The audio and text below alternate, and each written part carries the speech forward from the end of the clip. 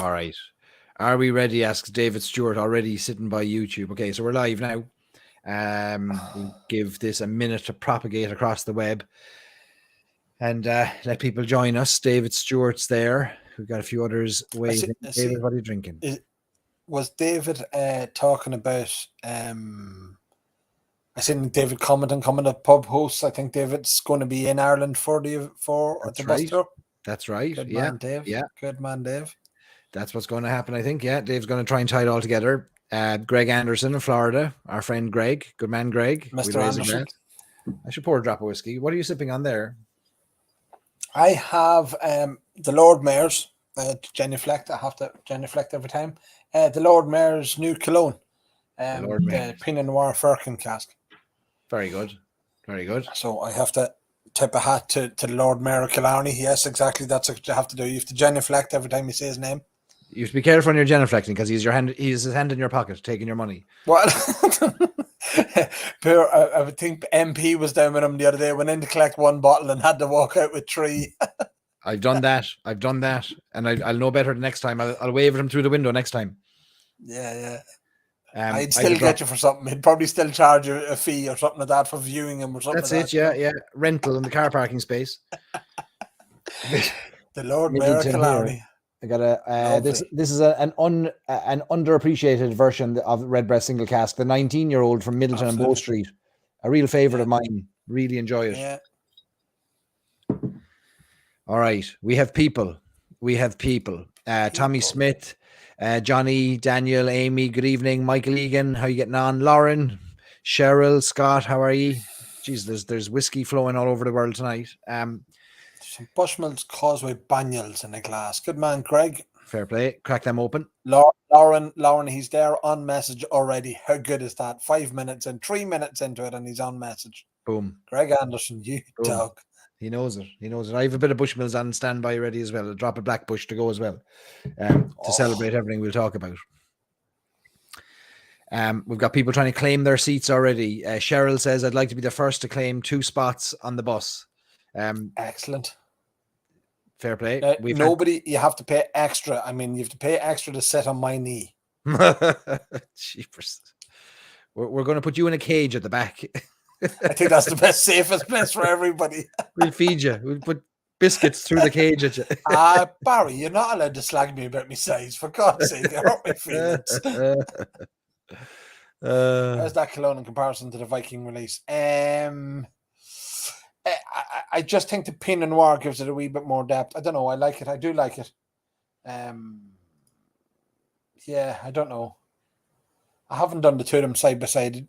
Brendan's stuff is so bloody good. It's hard to pick a winner, isn't it? It is, yeah. We've got a spot on your knee sold already. People haven't realised that's a 50% premium on the cost. Yeah, make sure there's a weight bearing on for me to be sitting on it. Never mind that. Dave Boris, starting with Sonny Malloy's. Dave Boris, God, all downhill from there after that. Yeah, already got my plane ticket. You have to get your bus ticket now as well, David Stewart. That's what you have to do. Caroline wants a steerage ticket. She's been watching too many reruns of Titanic. I'm no Leonardo DiCaprio. I have to just put that out. Actually, you have a close resemblance there, Barry. Are you saying that in my future I'm going to slip off a bit of wood into the icy depths of the Atlantic? Well, it depends on how out of control this bloody bus gets. You know, a whole lot of us could be off the icy depths in the bus. I'll tell you what, Bushmills. If we're anywhere near the icy depths of the Atlantic, we've taken an awful wrong turn in the bus. I'll tell you that. Well, anything's possible. Anything is possible. How many seats on the bus, Caroline wants to know. Caroline's straight in with the question. She's not messing around. We're going to try tonight and fill, beg, borrow, cadge, try and get 30 people on the bus. If we can get 30 people on the bus, it's a 34 to 36 seater bus, maybe a few more seats, but there'll be luggage and cameras and bits and bobs and people jumping on and off. So 30 if we can. 30 makes it work. Dave wants to rub Anthony's earlobes if you're sitting on his. You have to rub Anthony's earlobes if you're sitting on his knee. Imagine. She's gone. She's tapped out this evening. She's absolutely shot. I have to say, she's she's worked like a Trojan all week. So Katie said, I can't sit up. And I went, that's okay. I'll do this in my own bed. I'll struggle on and drink whiskey. Struggle on. The problem is there's nobody here to hit me a kick when things get too crazy. And Barry's too far away. So I know. you only have I yourselves can't to poke you, like if I... You won't feel that. You won't feel... feel... the other way, sorry. Oh, yeah. When is the trip again? Brandon wants to know, when's the trip? August 20th to the 27th is what we're going to talk about tonight. So, all right, we've got a crowd. We've got a quorum here. We can kick off, I think.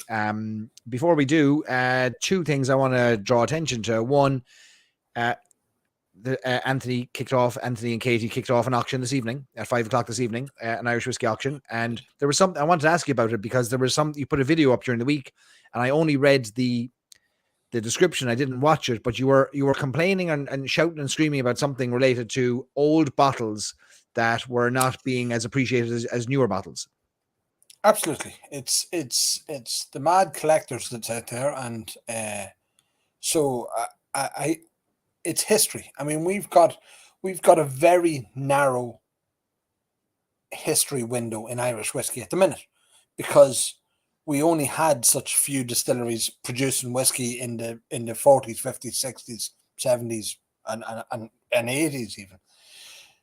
So when people are shouting about the latest must-have collectible, I sort of look at times, and then when I see an old bottle of Powers 10 or an old bottle of Jameson White Label, and it's going for fairly humble money, and I'm going, do you not know what that is? Like, that is literally our history, our distilling heritage. So they're coming out of the woodwork now. Well, they have been for the last wee while. I mean, again, I suppose people didn't have the channels to move bottles on. So now when they come out, people aren't. I just think collectors don't. Maybe it's not enough information, and maybe that's where maybe I'm falling down and not telling people enough about these bottles, and sort of saying, Barry, I know you've tasted a fair few of them. I don't mean that in a bad way. I mean, you've tasted some of the... Well, Barry, you have tasted a fair few of them. It's tripping. But you know what I'm saying? You've tasted an old whiskey against a modern whiskey. And it's really interesting to do. It's a real window into the past. Yeah, I agree. And I can't help but think that a portion of the lack of the lack of interest in the older bottling is the lack of hype around them. And I think there's a hype train that drives with new releases and people saying, did you get this, limited numbers, not realizing the kind of the long-term value, the kind of the longer game, and plus even just the drinking value of these tremendous old whiskies. I get great pleasure in sipping on a whiskey that tastes nothing like modern day whiskies. And then you start to ask, why does it taste different? Were the distilling methods different? The different types of casks, the stills, etc. To me, that's the there's a time capsule there that's worth it. Absolutely, and again, and it's nice to do it in a group, or it's nice. I know Eric Ryan down in Cork. I mean, Eric has been a great proponent of getting people tasting these old whiskies. So with the Cork Whisky Society down there, and I mean, that's twice I'm after mentioning Cork without swearing, so I'm doing good. Not enough. But he has done, tastings down there. I know Laurie and the lads down there have done old tastings side by side, and a lot of the societies are starting to do that now, because again, without being dismissive, there's only so many times you can taste, the latest whiskies. I mean, it goes round in circuits, and I mean, wouldn't Whiskey Live be really interesting if you could taste some of the old, if there was a stand there that you could taste some of the old whiskies on? Yeah, people that, one of the things that I think we miss in our events here in Ireland is what they have in the UK with the Dream tokens, or the Dram tokens and that, where you can pay extra for a token to get a sample of a proper mind-blowing whiskey, and it wouldn't be cool to be able to do that. Yeah, it'd be great. And are there a couple in particular that in this month's auction that you think, people now might be bidding saying, don't be mentioning them. The Powers 10? The Powers 10, I think the Powers 10, it's old John's Lane. Yeah. And we all know how good modern John's Lane is. Yeah. So the old John's Lane is very interesting. I mean, it really is a proper bold pot still. I think it's a real shining example of what an old pot still was. The old Jamesons, again, you know, I talk to people about like the way, even the labels on them, you know, they're a window into the past of what they were and that. The Kilbeggan, there's a John Lock there. I'd love to taste it myself. 30 under proof, 1930s John's Lock from Kilbeggan. I mean, you mentioned briefly something about, you know, the different methods of making it. Don't forget the quality control. I'm not saying quality control wasn't there. It was just a different way. So they were trying to widen the cuts as possible. So they would come a wee bit high and the, you know, cut a wee bit low. And you'd have all these dirty, oily, you know, compounds in the whiskey itself. I know. Was the barrels, were they so particular about the barrels? I mean, again, we've an old bottle of rum that's in this auction. Yeah. It's a fine old rum. And that was literally one of the rums that used to come in.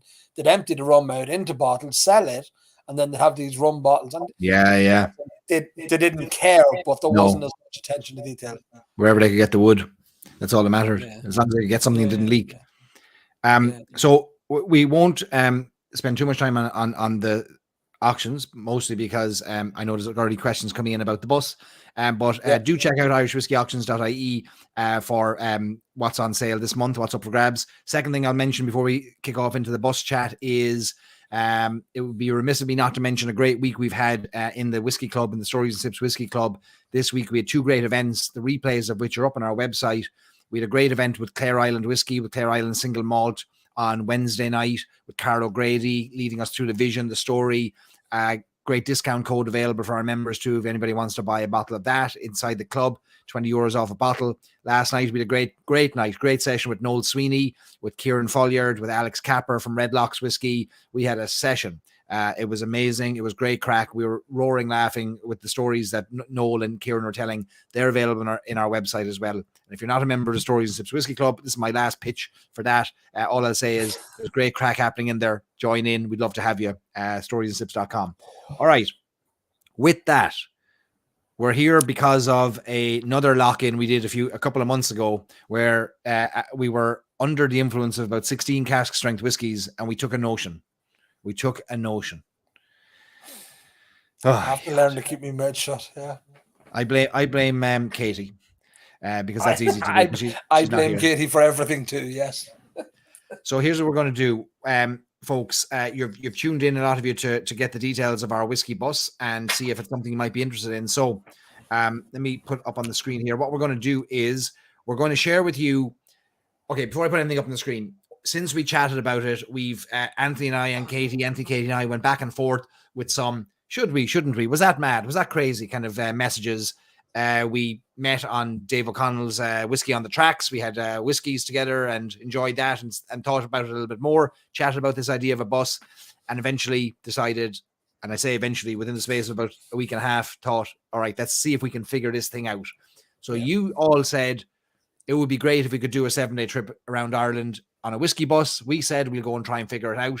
That's what we've done. So we've gone out. We've spoken to folks in the whiskey industry that are good friends of both of our businesses and are just very open and welcoming and wanted to be part of something. And they've suggested ideas, events, things we can do together. So we've put together a 7-day itinerary that is a completely bespoke experience. It is one single button to press and everything is done. We figured it all out.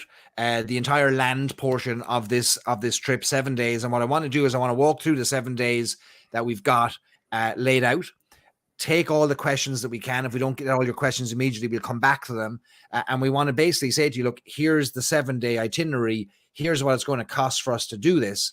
And if there's enough of you interested, we can do it. So at the end of walking through the 7 days, I'll put up a link on the screen. And I won't put it up beforehand because I want to make sure you're all aware of what it entails. We'll put the link up. And if you're interested in participating, all I'll ask you to do is just fill out your details there. It's the final expression of interest. Let's say I know some of you have sent in your details already saying me. everyone says me until they've learned maybe the itinerary, the dates, the price, that those things might not work for you all. So wait till you hear all those bits, and then I'll give you the link. You can fill in your details, and if we get there 30 people, we can make this happen. Couple of things to begin with. One is Anthony is a very talented man, but he's no bus driver. I'm not as talented as Anthony, but I'm also not a bus driver. So we're not going to be driving a bus. It's not our business. We both have businesses to run outside of being, trying to be tour operators. So the nature of an itinerary like this requires us to work with a tour operator, with a kind of a travel planner for a couple of reasons. One, they know what they're doing. They're able to get us good rates in hotels. They're also the ones who are able to handle any liability issues, take booking, take payments, things like that. This particular trip goes across the border. You're straddling 2 different countries. There are technicalities and rules regarding tourism and transportation and things like that. A travel company needs to help us with that. So we've been very lucky that one of our group members is a travel planner in Ireland and was able to connect us with a great tour company that we've been working with. So what we've done is we basically said to the tour company, here's the itinerary that we want. Let's put this together with hotels, with transport, with the bus, etc. And all we've done is we're just passing that cost across. We're not doing this for profit at this stage. This is a 7-day trial itinerary. If this works, we will do more of them. But basically, we're just saying, what would it cost to do this? And Anthony will donate his time. I'll donate my time, and we'll try and figure this out. So that's just kind of setting the scene for what we're trying to do. Anything else I missed there, Anthony, before we kind of crack into the days? No, it was exactly that. It was to try and showcase. I mean, I know you often see it in your group, and you see it on a lot of the other social medias, as people are coming to Ireland. What should I do? Where should I go? It would be impossible for us to try and fill 7 days by touring all the distilleries in Ireland. I mean, heading down south is nearly a week on its own, or heading up north is nearly a week on its own to get around them all. But I think we've crammed a lot in. One of the things that you said, it is literally, there'll be a bus there. So when you are perhaps had a sherry or 3, we can put you back in the bus and we'll get you back to the hotel, and we'll be there looking after you as well to make sure it's all, is all right. They won't be stuck. Nobody will be stuck. And there'll be headache tablets as well. There'll be headache tablets. There will. Yeah. So page 1 of 28, we will spend 10 minutes on each page. 280 minutes later, we'll be on to the taking expressions of interest. What was our last video, Barry? It was just over 5 hours, I think. Yeah, no. We're not doing that. I'd like to be in bed in 20 minutes. Is that achievable? Can we do that? All right. So the most important thing with a whiskey bus tour is probably the whiskey bus itself. And we're working with Insight Vacations. And Insight Vacations have a custom bus for us. It is a luxury bus. It can take, let's say, about 30, 36 people very, very comfortably. Double space seats, Wi-Fi, big Vista windows, toilet on board, lots of water on board. So we have a luxury coach that's going to be able to take us around. So this itinerary that we focus on is about starting in Dublin, ending in Dublin, going north from Dublin for most of it, south of Dublin for 1 day, which we'll talk about in a second, but it's kind of Dublin, north, and back to Dublin again. So this itinerary assumes that you'll be able to fly into Dublin, landing on August 20th, which is a Saturday. Now, we've looked into flights and seeing if that's something that we could help manage. And we've discovered that because so many of you are flying from so many different places, it would be almost impossible for us to manage your flights. But we did check out prices, and prices of flights into Ireland at the moment can be as low as like $460 return, $500, $600, depending on where you're flying from. Dublin being the cheapest place to fly into Ireland, without doubt. Shannon and Cork are going to cost you a lot more. Belfast is going to be a different kettle of fish altogether. So flying into Dublin will be the is where we're going to start. So let's get started. So we have 8 days, really, 7 full days, or 7 days and kind of 7 nights and 8 days, really. So the first day is about getting into Dublin. You'll land in Dublin. Most flights in the US land in Dublin early in the morning. We'll have a bus that can do one main trip from the airport to our hotel in Dublin to get you sorted. This itinerary covers all the hotels. It's going to cover transportation, all the transportation that's needed. But we'll have one trip from the airport to the city. So depending on when you fly in, you'll just liaise with us. We'll figure out how we can get you into the city. If you all can't get in there at the same time that the bus is there, well, we'll figure out whether we can get you in another bus. I have a van.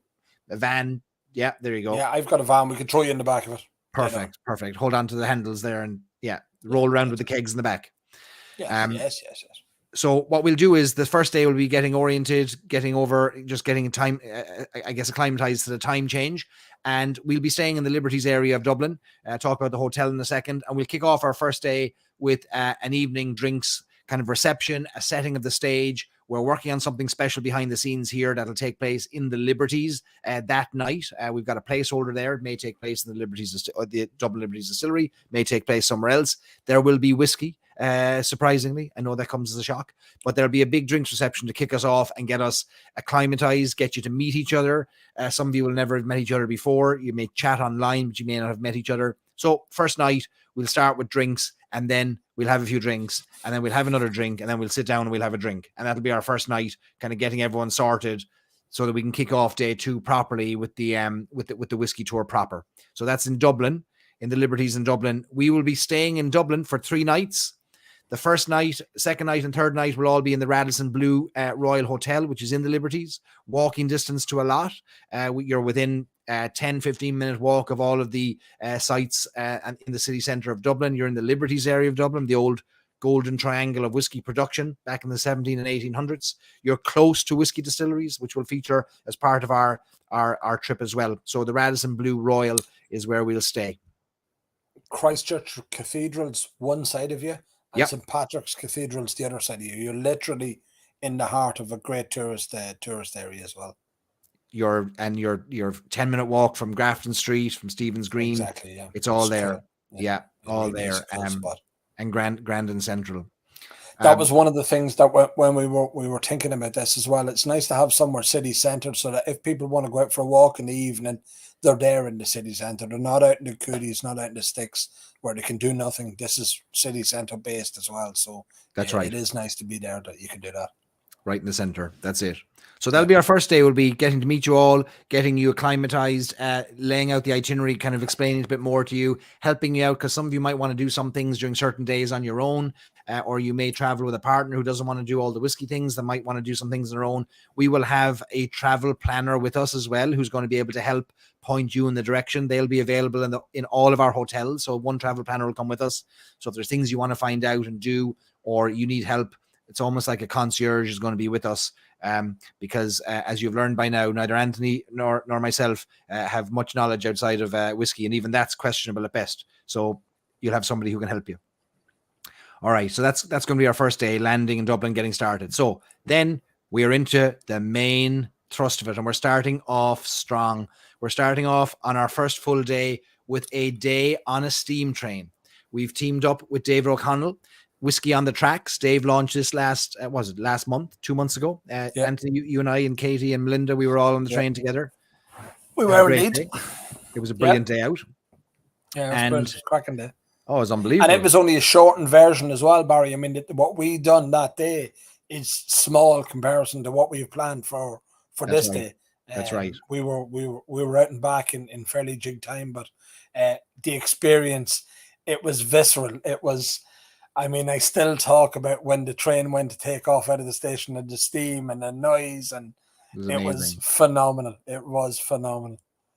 And these slides are available for download, folks. Once I give you the link, it'll take you to a page. All these slides are available to you. You can scroll through these as well later. So if you're busy taking notes, put down your pen and pick up your whiskey glass, because all these slides will be available. So this day, Dave has planned a great day. It's the longest of the whiskey trips that, he's done one so far. He's doing another one now in the end of, he's doing one in June. Maybe there's one in the end of May, maybe coming up. And, there's another 2 to 3 before this, but this will be the biggest one by far that he's done. So I'm actually on another one with him doing Wicklow. With Glendalough and that, and then I think there's other ones as well. But it's a big one. Now this one is a really special one, because what's going to happen is we're going to go south from Dublin. We're going to go down to the sunny southeast, down to Kilkenny, the birthplace of Irish whiskey, going back to 1324. The Red Book of Ossory. That's the Kilkenny region where the first recorded mention of Ishka Baha. is aquavitae back in 1324. And what we're going to do is you're going to have tablecloths. This is going to be stylish. It's going to be luxury. It's an old 1960s carriage, little table lamps, tablecloths, whiskey tasting on the way down, a 3-course meal in Kilkenny with a whiskey tasting led by no other than Mr. Ger Garland, Irish distillers brand ambassador, who's going to lead us on a fantastic tasting in Kilkenny. We're going to get a walking tour of the history and the town of Kilkenny. Beautiful castle down there, wonderful town to walk around.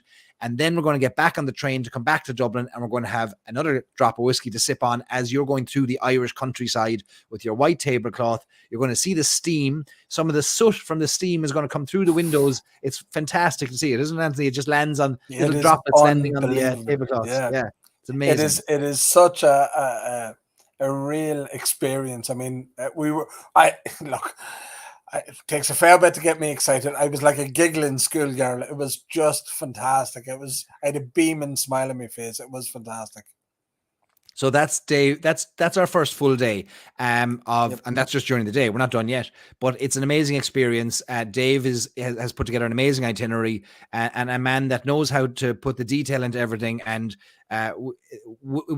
we didn't spend more than a few seconds thinking about whether we should do anything with Dave. It was more like, can we make sure to squeeze this in? Yeah. Can we make this happen? So that's part of it.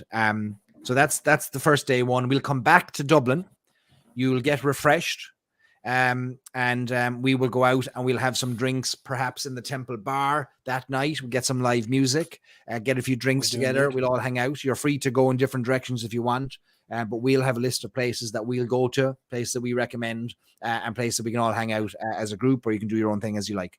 That night, again, Radisson Blu Royal Hotel, that'll be your spot. Breakfast every morning as part of this is included as well. There will be lunches and dinners that we'll talk about as we go through this, where they are included. So that'll be a great day out, a great way to start our trip. Steam trains, you get so many photographs, great videos, and it's not often you get to travel in a steam train. And it's not often you get to drink whiskey on a train. It's not often you get to combine the two of them together. So that's excited. Dave O'Connell says this is the biggest whiskey on the tracks he's planning for the whole year. And it'll be a pleasure to host us all. Amazing, Dave. Really looking forward to it. Really looking forward to it. All right. So now Dave has stayed up that late. He can go to bed now that we've announced the whiskey on the tracks. You're off the hook now, Dave. You can go to bed. You just have to deliver now, Dave. That's the only challenge. No pressure. No pressure. Day 3, we wake up in the Radisson Blu. We kick off day 3 with a bang. We have a private behind-the-scenes tour of the Teeling Distillery before they even open. We're lucky enough. Robert Caldwell, Global Brand Ambassador, is keeping the doors of the distillery closed for us so that we can have our own private experience in there. You'll experience the first distillery to start making release pot still whiskey in Dublin in almost 50 years. You'll experience it right in the heart of the Liberties, not far from the hotel at all. Easily able to walk over there. And in addition to that, Teeling are going to provide lunch for us. They're going to feed us in there, and there may be some special whiskies available in the gift shop to bottle as well on the day. Bottle your own whiskies. So we'll start off. That'll be our first distillery visit, which is behind the scenes at Teeling. You're going to get to meet the folks who make the whiskey. You're going to be able to ask them the questions. These are not the types of tours that are available to do normally. So everything we've arranged is a kind of a special experience where there'll be additions and extras that might just kind of pop up and surprise you throughout the trip as well. So we're kind of giving you the highlights as we go through. All right. So Teeling is the first stop on, which takes us up to about lunchtime on the Monday. Then, of course, there would be no trip to Dublin without us taking a visit to the original home of Jameson, which was the home of Jameson since 1780, all the way up to the 1970s. We're going to go behind the scenes of the Bow Street Distillery. We're going to get back together with Ger Garland, who'll be sick of the sight of us, but he will have seen us on Sunday on the train. And on Monday, he's going to take us on a private tour around the outside of the environs around the Bow Street Distillery. So that area, that original area, that Bow Street region area, which today is apartments, it's hotels, it's the old distillery, of course, but there's a lot of history there, pointing out access points pointing out old kind of maturation warehouse sites, old cellars. So we'll have a little bit of a walking tour around that part of Dublin on Monday afternoon. And then we will go behind the scenes for a private experience that's going to take place where they're rolling out the red carpet for us behind the scenes at the Bow Street Distillery. Again, you think about the name Irish whiskey, the words Irish whiskey, for most Americans, let's be honest, that means Jameson. And we have to go to where Jameson distilled his whiskey and learn a little bit more about it there. I have been lucky enough to be in Jer's company doing that walk and tour around the Bow Street Distillery, and it is amazing. I mean, I spent a lot of my recent years in Dublin with my companies, working around Dublin and that. And I've driven past many things many times.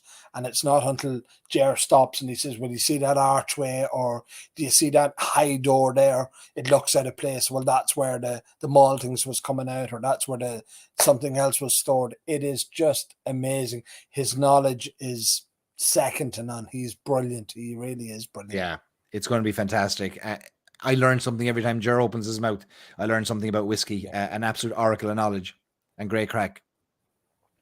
Yeah. Cheryl, you can bring back as many bottles as you want realistically to the US as long as you declare them, and they're for personal use. If you declare them, you'll have the duty payable on them, which most likely is going to be about $5, and the customs agent will look at you and say, that's not worth me filling out the paperwork, go on ahead. So most folks will advise you on of the same. There's a certain amount you can bring in duty free, whether it's 1 or 2 liters, but as long as you declare it, it's for personal use, you fill it out in your customs form. If they ask you to pay the duty, it's going to be small. It's going to be small. I've done that many times. All right. Let us keep going. So that only takes us up to about 5 o'clock. Then it's time for us to have we're free to have a bite of dinner, bite to eat. We'll talk about some locations where we can have that. And then the day is not done yet, because next we're going to go to the Palace Bar, of course, where we will have a private room upstairs. Private room. Yeah, we'll have upstairs the Palace Bar available to us. Anthony, do you want to talk a little bit about this side of things? So the Palace Bar, I mean, as everybody knows, is just an icon in Dublin. It's probably one of the most famous whiskey bars in all of Dublin. It's been run 3 generations of the Hearn family. Willie, the current owner and proprietor, is just a gentleman and is passionate about whiskey. It's unbelievable. So much so that he invests an awful lot of money. I mean, as everybody's seen, the most recent Redbreast release, the Fercullen release, the Green Spot release. I mean, he goes out of his way to have premium brands behind the bar. He's got his full Middleton collection up on display. He's got a Pearl there. It is just the home of whiskey. So upstairs, it's called the Whiskey Palace, and he's recently just done some major, no, I won't call it major, because he hasn't taken away from what it was. It still is that it's just such a cool place, but he's put up new cabinets. He's a lot more whiskey on display, and it's just such a fantastic place to be. It's a warm, cozy pub, and you just sit and while away hours. But Monday night, I've managed to convince Willie that we can have upstairs, and we've got the upstairs to ourselves. We'll have a barman up there looking after us. There's the full range of whiskies that he has, and I'm going to be putting together a bit of a tasting on that night. We're probably going to have some of the Palace Bar whiskies on the night as well. So we've got the Redbreast, we've got the Fercullen, we've got the Green Spot, and then if I can convince him, we're trying to part him from some of the old, what were called the Fourth Estate. So they were the original Palace Bar releases. So I think it'll be really, really something special to have on that night. Look, who can come to Dublin on a whiskey event and not go to the Palace Bar?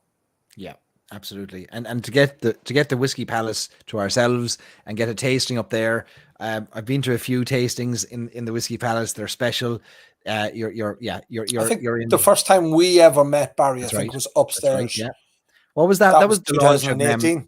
Was that the Green Spot? Was that the Green? Yeah, I think 2018, early 2019 was the first time me and you ever met in person. I think that was then. What was the Redbreast? It was the Palace Bar Redbreast. The single cask. Single no, cask, no, it was the Green Spot. No, it was the Green Spot. Green Spot we met. That was the Green first Spot. one, yeah. Okay. Yeah. Yeah. So, and look now, you meet in the Palace Bar, and a few years later, you're running a whiskey tour together. Yeah. So who knows what can That's happen? what can happen. Yeah, exactly. Yeah. So we'll close out the night in the Palace Bar after a great day at Teeling and Bow Street Distillery, and sure, crazier things have happened in the Palace Bar than getting stuck in there. So we'll see what happens there. It's been some late nights, let me tell you. Back to the hotel, Radisson Blu. It'll be home to you through 3 nights in Dublin. Have a good sleep. Drink plenty of water before you go to bed, and then wake up the next morning, and we're going to be getting on our whiskey bus because we are heading to Slane Distillery. We are going for a private tour of Slane. Anthony, do you want to talk a little bit about Slane? Again, Slane's not far from my home. It is just, I mean, everybody would know Slane from the rock concerts, and thank God they had the land, the real estate, and the foresight to decide to put in a distillery in place. I mean, it is, if there was ever one built for putting in a distillery on it, it was it. It just sits in the Boyne Valley. It's got the river running alongside it. It's to stand at the top of the hill and look down on Slane Castle and look down. There's a natural amphitheatre where they do the rock concerts every year. The distillery's over on your right hand side. You could stand there for half an hour and just soak it all in. It is just a breathtaking place to be. The Boyne Valley is just doused in history. It's everywhere around you. Newgrange is literally, we'll be driving past Newgrange. It's only 2 minutes up the road. It's just full of history out there. But what they've done is they've built a distillery on site in the old buildings. So as you go through that photo that you have there, it brings you into a central courtyard. You've then got the restaurant on your right-hand side. You've got the shop ahead of you, and you go through that on into a modern distillery, which they've spared no expense building. I mean, it is really something special. It's going to be a full estate distillery, which means it'll be their own grain. They're also being biodynamic. They're not using any fertilizers or anything like that on their grains. It's backed by Brown-Forman, which is great for Slane, that they have the might of Brown-Forman and the knowledge and the casks and everything behind them. Many years ago, I don't know if people would have noticed a bit of history. Slane had their own whiskey, and it was a Cooley distillery whiskey. It was distilled in Cooley, and them bottles still sort of appear every now and then. But now they've got their own brand and their sort of their own. It's still sourced whiskey at the minute. Their new make should be ready, I think, this year. I think this is either this year or later this year. I think it is there'll be a term. So we may get a chance to taste that as well. Gary, who is the VIP manager there, I've been talking to Gary on this, and he says they're really going to roll out the red carpet. I mean, to see Slane Castle in August in all its splendor, I mean, that's when the rock concerts will be on. It's just fantastic. It is. I have been drunk on several occasions at concerts there. Yes, I will admit, several occasions. We'll be taking the last one was Metallica. We were at Metallica or Guns N' Roses. I can't remember. It was one of the two. And yes, it was fun. They'll have a gallery of images of Anthony at rock concerts at Slane that we can watch, we can look at, telephoto lens shots. Thank God I lived in a time where there was no social media, because it would be embarrassing now, I think, is to put it politely, of some of the shenanigans I got up to.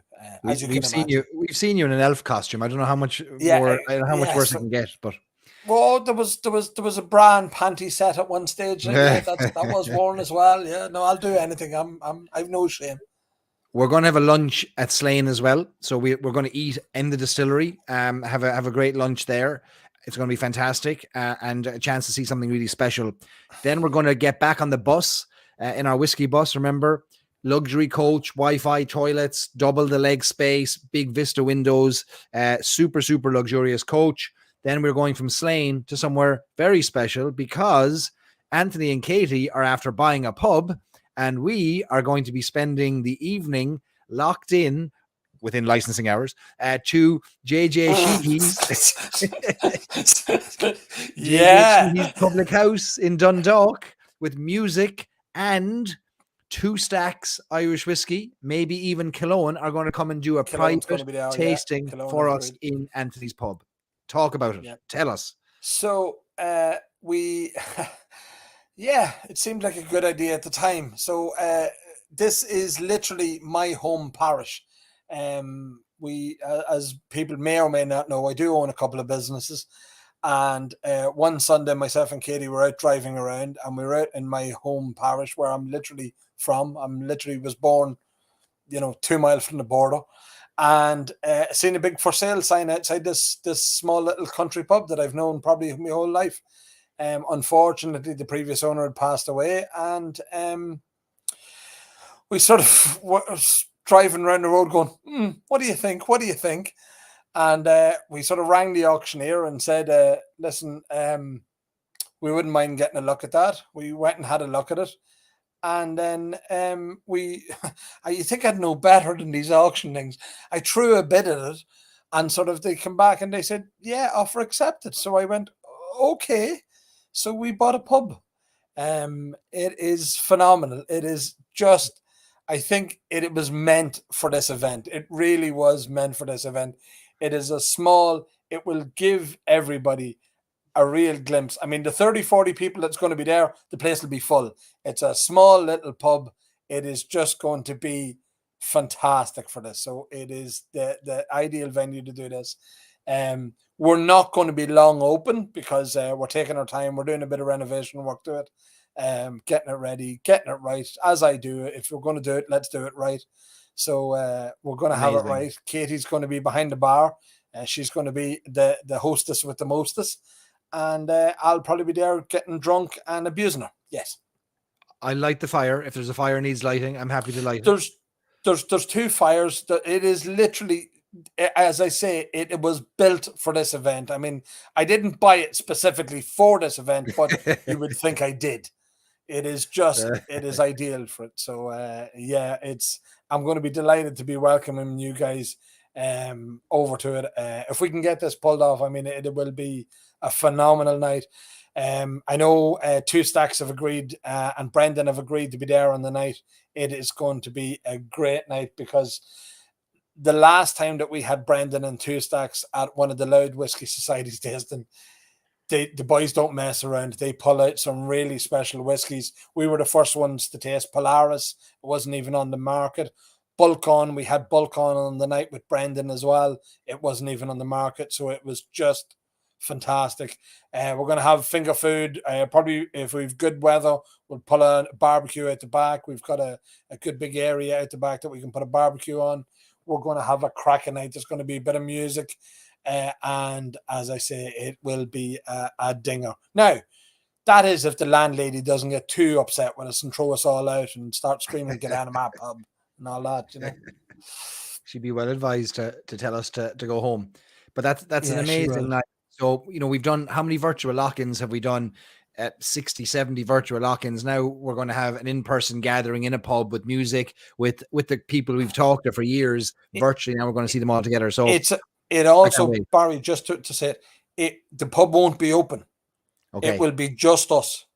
I mean, we're planning on just doing. It is literally going to be, the pub won't be open to the public. It will be our event. So come on, amazing! It's gonna be special. This is so good. Yeah, this is so good. I can't. How do we even emphasize like this? This is not. This is not an itinerary that anyone else can ever participate in. It's one of these things where this will be done once and we may never be able to speak about it again. It'll be one of those things where that's it. It couldn't be topped. It just can't be topped. Well, you say that. I think there is. I already actually had a conversation with a couple of brands and we're going, what about us? And I'm sort of going, well, look, we'll see how this goes. And then if this goes well, then we'll head your way next. Okay, I mean, fair enough. I can be convinced. There's 42 distilleries now in Ireland functioning and distilling. All right. We can do it. We can do it. So, session at JJ Sheehy's, music, Two Stacks, whiskey, and more. You'll then go to check into the Fairways Hotel in Dundalk, and just a couple of miles away, and that'll be your home for Tuesday night. We'll have breakfast the next morning. You'll have a good sleep there after being locked in, and we will get back in the bus then the next morning on Wednesday morning for day 5 and head probably an hour up the road up to the Hinch Distillery in County Down. Jamie Cotter and the team will take care of us. We've got a private behind the scenes tour at Hinch, don't we? We do indeed. I don't know if any of you have seen Hinch or photos. I mean, the photos don't do it justice. I mean, it's been a labor of love for them, and it is a breathtakingly beautiful distillery. It really is. Everything's done. It's a very much a manual distillery, and that's one of the things I really like about it. It is, there's no computers. They're doing the cuts. They're doing it all right. It is phenomenal. I mean, it's that glazed building there that you see in the photos. It's just exceptional to see. The last day that myself and Kate were up there, it was a gorgeous sunny Sunday evening. The courtyard, they had all tables and chairs out in the courtyard. You're sitting, eating, having a beer with the backdrop of the stills behind you. It's just, they are producing some fantastic whiskey at the minute. Really are producing some fantastic whiskey. So it's going to be good to be tasting new make from them, and then some of their stuff that they have out there at the minute, the sourced whiskies that they have out there as well. But it is a special place. It really is. It's lovely now. And we're going to have lunch at Hinch. They're going to cater for us, which is amazing. They're going to take care of us. And what else? Oh yes, Hinch was the first distillery that ever did a live stream from the distillery with us for our lock-ins. Jamie set up the cameras. He brought in some musicians, and we had a great old time. I've never been to Hinch. I've only been there virtually, so I'm really looking forward to this. This is one of the few places on our list that I've never been to Slane. I've never been to Hinch, so looking forward to going to both of these locations. That's our morning and up to lunchtime. We then have 2 more stops yet, because we're going from Hinch. Next stop is going to be the Redemin Distillery in County Down, Redemin Estate. We are heading, it's only about 15 minutes away from Hinch. Great, 2 great releases. They had their inaugural release earlier or late last year, and then this year they had their Ryan Malt release, which I really enjoyed. David and Fiona are the owners of the distillery. Fiona is the only female owner of a whiskey distillery in Ireland, which is an interesting tidbit. And they have a great operation there. They have promised to roll out the red carpet for us. Again, be private, not giving anybody else access except us. We're going to do some private cask tastings. We're going to go to their warehouse. We're going to taste from their casks some of their maturing spirit. We're going to taste some of their poutine. We're going to taste some of their gins. We're going to have a little sample of what they're making up there. They're going to give us a taste of what they're doing. They're doing things very differently. They're not using the traditional bourbon barrels and Oloroso sherry casks alone. They're doing interesting things with chinkapin oak, virgin oak, and really interesting distillery setup. But we'll only be there for 45 minutes, an hour, because we have to get on the road again. It's a busy day. So again, lots of water. We'll be cautioning balance and not overdoing it at each of these stops. A little sip to pat your lips. Yeah, that's it. So from Redemin Estate, we are going to then head on to the Ecklinville Distillery out in the Ards Peninsula, and tell us what's going to happen out here. So I reached out to my good pal Jarlath and Stephen and the team out there, and Shane that owns it, and it is going to be special. So it's built on the old Ecklinville estate. There is an estate house there. Again, they are literally harvesting the barley beside them. They've got 2 brands that we'd probably currently know at the minute. Everybody would know the Dunville's whiskey. They've also got the old Comer brand as well. The modern version of the old Comer. But there's also Ecklinville whiskey. I mean, the joy of Ecklinville is that they've been sitting on their own whiskey. Their own whiskey is now 78 years old. They've been sitting on it. They know it's good, but they're that dedicated to quality that they won't release it until they say they have to. And it really is a testament to Shane and to Jarlath and the guys that are sort of holding their fire to sort of make sure that it is the best it can be before they'll put their name to it and release it out. So when I called Jarlath and I said, Jarlath, look, I have this mad idea. It come up in a drunken thing, but we're now seeing, can we pull it off? And he went, yeah, sure, we'll do that. What do you want us to do? I said, well, I don't know. I said, look, we'll get people down. He says, look, we'll get them down. We'll do a bit of a barbecue at the tent. We'll get some bluegrass band up. We'll have a band there. We're going to do a barbecue late in the evening. It is going to be they're it is one of the most bizarre places on the planet. I mean, you could stand and looking at pot stills 1 minute, and the next minute you're looking at a howitzer gun and a collection of exotic cars, motorbikes, tanks. It is just the most bizarre place on the planet. They've got a natural dunnage style warehouse, which means the floor isn't a finished, polished floor. It's an earthen floor. And it really, when you're standing there, you just feel like you're back in time. I mean, the smell of the whiskey, the smell of the wood, the smell of the soil, it's just a primitive thing. It really is a special place. I love it up there. I'm good pals with Charlotte. I'm proud to say. I think he's one of the most genuine gentlemen in all of Irish whiskey. I mean, not only does he promote Ecklinville and Dunville's, but he stands behind any other brands that he supports and believes in and shouts it from the rooftops as well. He's a gentleman. And now the only problem is, Lauren, sorry to hurt your feelings, he does say Bushmills 21 is better than Bushmills 16. I disagree with him. He hasn't got a clue, so let's just leave it there at that, you know. Would I be right in saying that Ecklinville is one of the few distilleries in Ireland that has a malting floor? It has indeed, yeah. It is. I mean, they will literally be a one-stop shop. They will do everything themselves. They have, as I say, the farm. Jarlath's family and Shane's family have a lot of the land around the estate, so they're harvesting their own grain. They're malting it themselves. They're mashing it themselves. They're distilling it themselves. They're warehousing it themselves. It is literally going to be a bespoke estate distillery. I mean, it is special. And the lads, as I say, they don't do, I mean, anybody who's tasted any Dunvilles knows that they don't put out, you know, whiskey just for the sake of putting it out. It is, I mean, I've witnessed it and I've seen them, the debates and the arguments, and will we give it another 2 weeks? Will we give it another 3 weeks? It is, their attention to detail is brilliant, and it shows. I mean, we passed one of the other distilleries, Hinch, with their pagodas. I mean, the top of that Hinch distillery is just it's a work of art. So it's a lovely place to be. The Ards Peninsula itself is I mean, on a summer's day, it's got beaches. I think one of the beaches is about 7 miles long. It is just a phenomenal place to be. It's lovely up there. So it is. It really, really is special. And the thought of a kind of a bluegrass night is going to be a bit of crack. Yeah, that's it. I mean, again, Jarlath, and there's one of the tanks.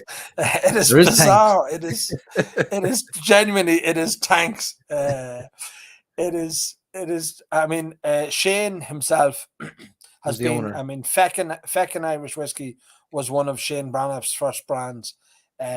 He is unbelievable in the money that he's put back into the whole industry. I mean, again, they've no external investors. They've literally been doing it all themselves from their other businesses, putting money back into it and all that sort of stuff. It really is. And I mean, when you stand and talk to the man, he's a force to be reckoned with. He really is. So that's our third distillery stop of the day, which is going to be great crack. That's where we'll have our dinner and we'll round out our day. We'll then head to Belfast because we're going to stay overnight at the famous Europa Hotel, right in the city centre. Very convenient location, a very famous hotel for many reasons. We will be staying. Some less famous than others. Reasons. It's a wonderful hotel. We're lucky to be staying there for our 1, 2. No, I don't mean that. I mean, if anybody knows the history of Northern Ireland from years ago. Yes, of course. Yes, it is. It's in the Guinness Book of Records. Look it up. The Europa Hotel. So we'll spend our 3 nights in Belfast at the Europa, which is fantastic, and it is right down beside the Opera House. You're beside everything. It's just an amazing location. Donegal Square, Donegal Place, shopping is just beside you. It is it's right in the city centre. Again, that's one of the reasons why we chose this city centre based. Again, if anybody sort of just wanted to go for a walk in the evening, you're there, you're in the city centre. The Crown Bar, probably the Crown Bar itself is just a sight to behold. is literally across the road from the Europa as well. So it's right there in it all, in the center of it all. And 10 minutes from the Victorian Quarter, 15-minute walk. It's all close enough. Yeah. Next morning, day 6. Imagine we're only on day 6. We will be. Where's my little clicker? Here we go. We are heading to the OBD, the Old Bushmills Distillery. This is a big highlight.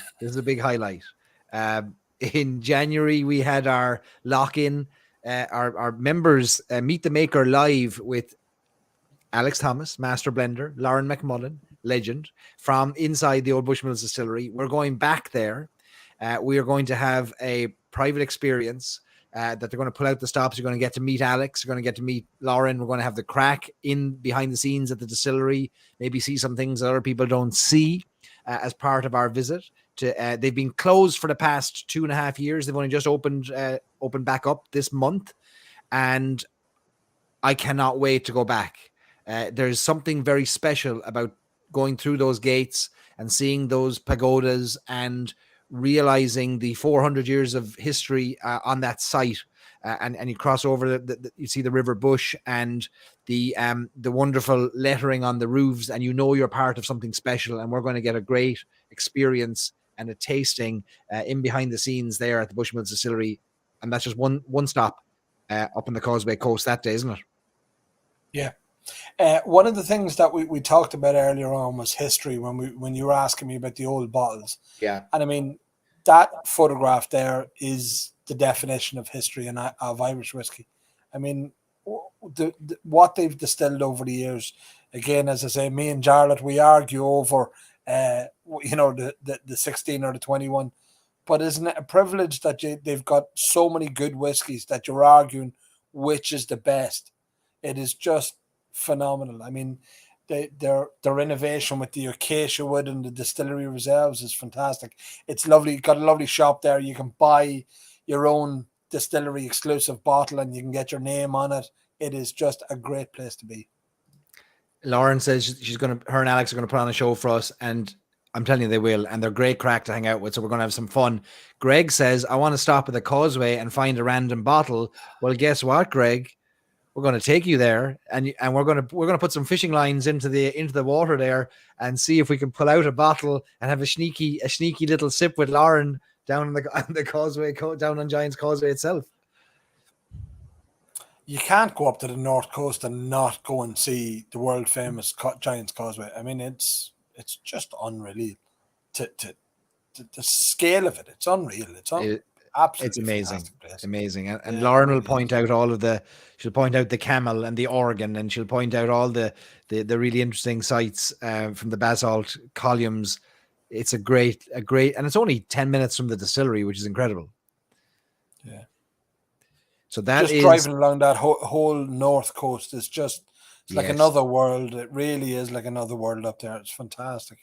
So we'll take that scenic route back to Belfast. Then we'll go the Causeway Coast, the Glens of Antrim, north, east along the north coast, and then south down along the eastern kind of seaboard of the north, taking us back to Belfast that night. And we'll get into Belfast, and just in time, because there'll be an amazing thirst, because not much whiskey will have been consumed up until this point, and there'll be a mad panic. Can we get at least a drop before we get out of this country? You'll be going on a pub tour of Belfast, down Victorian Quarter. Let's talk about this one. Anthony, this is your playground.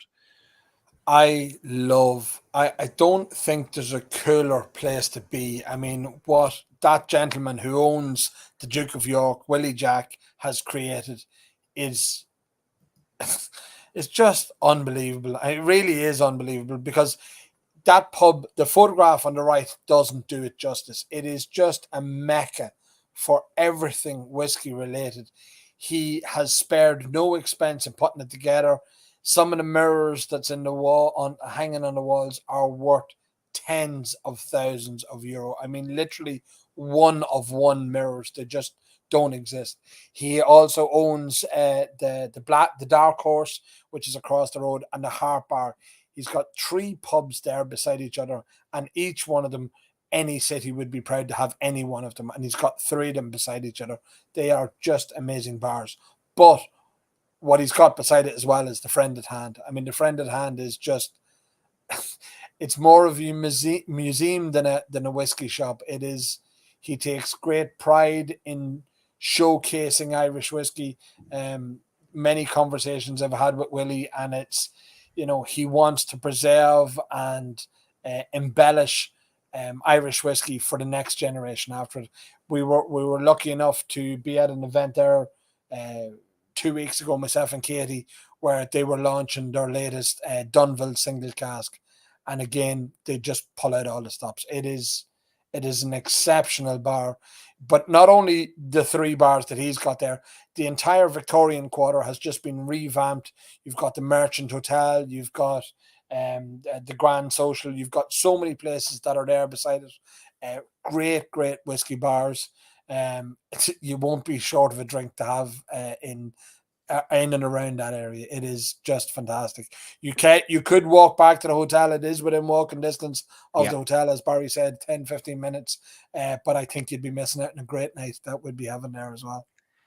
There's so much going on in Belfast so this is the Victorian Quarter. There's so much going on in Belfast that they now have 6 quarters. How they figured out 6 quarters, I'll never guess, but they have 6 quarters because 4 wouldn't have been enough. There's so much going on. We're going to go on the next day, on day 7, to another quarter as part of this tour, but that's going to close out our night on night 6. We're going to go back to the Europa Hotel, get at least 90 minutes sleep after your night out before having breakfast the next morning. And then we're going to do a number of things. We're going to go to the Titanic Quarter, which is not far away at all. And we are going to we'll have a tour of the Titanic experience. If you've not been part of it, it is incredible. It is one of the greatest experiences. Honestly, it's a kind of a place where you could spend 2 full days in there and maybe not see every aspect of it. It is so well done. I come from the town that was the last port to call the Titanic, and going as a child, I was obsessed with the Titanic. And I thought I knew everything about the ship. I thought I knew everything about its journey. I thought I knew everything about its passengers. And then I went to the Titanic experience in Belfast, and it blew me away. It had information about my town that I had never even heard, photographs of my town back in 1912 on the last voyage that I'd never seen before. It's incredible. So we'll have the Titanic experience as a tour. And then, Anthony, we talked about a walking tour of Belfast as well. Maybe a whiskey walking tour. Yeah, I mean, that's one of the things that what a lot of the brands are doing. So we mentioned one of them earlier on. I mean, Dunville's, they're back on the scene as well. But the history of distilling in Belfast, it was a powerhouse. I mean, I think it would have rivaled Dublin easily at one stage. I mean, the scale of distilling was unbelievable. But there's so many places, little hidden gems. You've got the Morning Star pub down there. You've got a lot of these old whiskey bonding houses, and then also the whiskey buildings themselves around that will be pointed out to us. But one of the things on the Titanic experience, I mean, you're walking around. Anybody who's done what's the prison in San Francisco called? Alcatraz. Prison in San Francisco. Alcatraz. So when you walk around Alcatraz and you're walking through it, and you hear the cell doors closing and through your headphones and the voices and all that sort of stuff. When you're in the Titanic exhibition, one of the areas, you're hearing the voices and the whistles blowing and the captain calling all aboard, or the previous ones where they're making it, the noises, the metal on metal grinding and hammering. It is just a fantastic experience to go and see as well. But and to stand and look at looking out on the graving dock where it was built, where the Titanic and its sister ship, the Olympic, were built in side by side graving docks. You see them marked out with poles, the shape of the ship. It's incredible to feel like you're right there where they built it. Yeah, it is really special. And as I say, Belfast has such a vibrant city now. It really is alive. You're walking around Donegal Square. I mean, that photo there is the friend at hand. It is. There's more bottles not for sale in that place than there is for sale. It is phenomenal. Maybe the greatest. But there's so much more to see in Belfast as well. Yeah. So it's a day where you're going to get to gather your senses after the previous 6 days and have a little less a pace, where we're going to be off the bus, walking around at our own leisure. And these stops we're going to recommend them. You can choose whether you do them or not. In any case, a trip to the friend at hand, you have to do it. There's more, like it's a whiskey museum as much as it is a whiskey shop. You'll find half the whiskeys in there will have a tag that says not for sale. And you'll see the old original McConnell's bottles, the original Red Spot bottle is in there. You just walk to the back, walk past the checkout, walk past the counter there to the back, and what you'll see behind the counter is just unbelievable. So we'll visit the friend at hand, and we'll probably fill our bags there as well.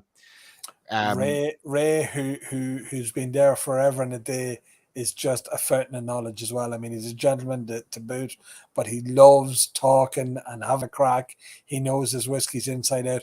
They have a fair few, another one of these places that not afraid to put the money where their mouth is, and they've got a lot of their own bespoke releases. So you've got the original Friend at Hand series, but you've also got they've got Powers, they've got Middleton single cask, they've got Dunville single cask, they've got a Redbreast single cask. They have really pushed the boat out as well, getting their own bottlings out there. Absolutely, but it's just one of the many, many things you'll see that day as well. So we've purchased a trailer for the bus at this stage, so you can put all your whiskey in there after shopping at the friend at hand, because you'll need it to get back to the airport. So what we'll do then after that day is that evening we'll have a farewell dinner. Some of you might fly out early the next morning from Dublin if you've got a return trip, but we should all get together that night. We'll put on a farewell dinner. We'll reveal where that's going to be later on, but we'll all get together. We'll share some last drinks together, maybe swap photographs, and have a bit of crack together on the last night. That day 7 leads into kind of our third night in Belfast. So we'll go to the Europa Hotel for our final night. And then the next morning, if you've booked your flights this way, where you fly into Dublin on the 20th, well, then you'll fly out on the 27th. So we'll have a transfer. The whiskey bus will take you back to Dublin Airport. We'll have one transfer going down to Dublin. So we're going to have to play it by ear on this to see what time that goes, whether it's 4:00 in the morning or 6:00. It's all going to depend on when you book your flights. And obviously, we're not going to know that till you figure out flights. And maybe some of you stay on a little bit longer in Dublin or stay on in Belfast. Again, you're just going to have to let us know on that. So I don't know what you think about this itinerary, but I've got to tell you something. This has never been done. There's no itinerary like it in Ireland. There's never been a whiskey bus in Ireland. Never have you had such a community come together to try and do something. If we can pull this off, folks, it's going to be the trip of a lifetime. And then we'll repeat it again 6 months later with another trip of a lifetime, another one. But it's like Elton John's farewell tour. We're just going to keep on doing it. There'll be another farewell tour next year. And on the last, so look, it's 7 days. I think this is incredible. The whiskey industry has rolled out the red carpet for us. We're very lucky and very privileged to have great friends in the industry who love what we're all doing. And we've gotten to know over the years. And nobody said no. Everyone said, what can we do? Yeah. Which is amazing. There was no at all. So let's talk about what this is going to cost. I initially said no, I didn't want to do it. I thought that was a mad, drunken idea, Barry. I don't think that's a good idea. I might still say no. Yeah. Anthony and I will be part of this. There'll be some days where Anthony has to work and earn a living on his business. There'll be a day where I might have to, but we'll be there. Both of us, most of the days.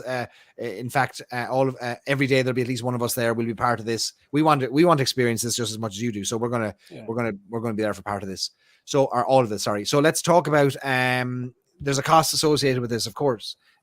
We're not doing this as a business venture right now. So Anthony and I have just enlisted the help of folks in the tour industry who've put together the itinerary, who've reserved all the rooms for us, the coach, the travel planner, all the breakfasts. The distilleries are laying on a few lunches for us. We'll have a farewell dinner. So really, we're just passing along the cost. So this is it. This is the cost. It's as simple as this. It's 3 payments of $750. You can make a payment in May, a payment in June, a payment in July.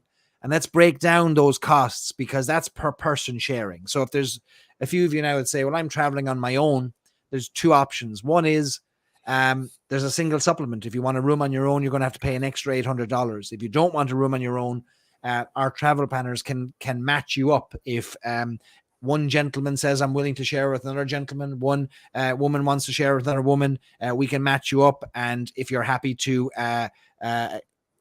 board with somebody else, you're going to save on that single supplement. That's the cost of it. It's $750. My room as well is very much extra as well. Anybody has to pay extra to get into my room. You can sit on Anthony's knee on the bus, but leave him alone at night, will you? Will you let him have a sleep? No, pay extra for that as well. Katie will gladly sell me off. Yeah, she'll gladly sell me off. It's all transport, right? All transport is included, all accommodation, all your breakfast, some lunches, dinners. Every whiskey experience is included. Guys, you can't get these whiskey experiences. You can't even pay for these whiskey experiences that we're going to do. They're all included. All the tours are included. It's done, right? That's all included. And there's a $50 discount for Stories and Sips Whiskey Club members. So if you're not a Whiskey Club member and you want to join, I mean, do the clever math. It's $20 to join the Whiskey Club. You save $50 on the tour. That's a no-brainer there. So it's another discount. What does it not include? Flights, gratuities. If you want to tip people, that's on you. If you want to shop and buy whiskey, Anthony's not buying your whiskey for you. Your own dinners, if you want them, that's on you. If you want your own drinks, we'll stand you a couple of rounds of drinks every now and again. We'll keep you liquefied and full. Guys, go to thewhiskeybus.com. That's it. Go to thewhiskeybus.com and fill out your details. You can download these slides. We need 30 people to make this work. And here's how we're going to do it. If we can't get 30 people to make this work from our group, all is not lost. What are we going to do next? Anthony's going to send out an email to his entire database. He doesn't know it yet. I just told him. We just figured out it was going to happen. 10,000 people are going to get an email offering them a seat on this bus for the same price. But we'd like to offer it up to this community first. You've been with us since we had this mad idea about 8 hours ago. And you've got a refusal on it. So it's there's the link with thewhiskeybus.com. Let me put the link inside the chat. Thewhiskeybus.com. Let me talk about question that came up earlier. Do you have to wear masks? Do you have to be vaccinated? The answer is no for this. The answer is no. The rules have been relaxed both in the North and in the Republic of Ireland. Masks are not required. Vaccinations are not required. However, you are most likely going to be required to be vaccinated, to show proof of being COVID-free before going back into the United States. If those rules are still in place in August, we're going to have to figure out where in Belfast you can get tested so that you've got proof of COVID-free status before you fly into the United States. That's a federal United States requirement, nothing to do with the Whiskey Bus or Ireland or the UK. All right, I'm going to stop talking now and take a sip of whiskey and take any questions and let Anthony fill the space. Yeah. Well, actually, I think it's the 16th just gone. All Irish, the requirement for wearing a mask, even on planes flying out of Ireland, is now gone as well. So it's phenomenal that I missed that. I was just over in Barcelona for work there last week, and it's sitting on the plane for 2 hours with a mask on isn't fun when we've got so used to not wearing them now as well. So I think to go back to that is a bit of a pain in the ass. But yeah, it's great that we are evolving, or the world's coming out of post-pandemic, but it's still out there. It still is a bit of a threat. So I think, as I say, as Barry said, it is. People are asking about it coming back into the United States, so it'll be cool. If we can, the difference in price the difference in price for single occupancy, yeah. So, Daniel, it's going to be the 3 payments of $750, which is what, $2,250 plus $800. So you're looking at $3,050. $3,050 in total. If you're traveling alone, you want your own room in each of the hotels. If you want to share with somebody, you can save that $800, and it's going to be $2,250. That's it. It's so a couple of things to note on this. We're working with a travel planner who will help us. What will have to happen is let me put this first. Let me put up on the screen the link again, thewhiskeybus.com. Okay, thewhiskeybus.com. If you're interested, and I'm looking on the screen already, and I can see we have 8 people already ready to go, ready to make a payment. Excellent. Which is fantastic. So we're now a quarter of the way full. Here's what's going to happen. If you're interested, fill out the details, and in the next 72 hours, I'll personally reach out to you to answer any questions you have, to take your first payment to hold your seat, which will be $750. Then what's going to happen is you're going to be connected with our travel planner, Roger, who's going to give you the link to an app. You're going to have your own login details for your trip. You can make payments on the app. Roger can take payments from you. We'll be taking the payments in euros. So when you see these dollar amounts, they are the rounded up kind of dollar amounts to euros. Don't be surprised when you see it in euros. So expect there to be $10, $50 fluctuation over the cost of your trip, depending on exchange rates between now, June, July. It's getting good at the minute. Actually, it's working very much in the US's favor at the minute. We're nearly on par at the minute. So, I mean, your dollar is getting you €1, which is great, rather than, 2 years ago, 3 years ago, where we're taking a bit of a hit, where it's now going to be on par. So your dollar will just go that wee bit further when you're over here as well. One of the things I'm just after realizing I didn't do, and you'd think we've everything buttoned up, is I didn't put down on the form how many people if you've got 2 people who want to join, I didn't put a space where you could tell me how many people. So if you want to fill out a second form for that second person, that would be helpful. If not, we can contact you and we can find out if you've got 2 people or 1 person. That's an oversight on my part. I just see there Larry said that Patty and Larry are in, which is fantastic. But I guess I didn't put a space for 2 people. Geez, you can't get the help these days. You can't get the help.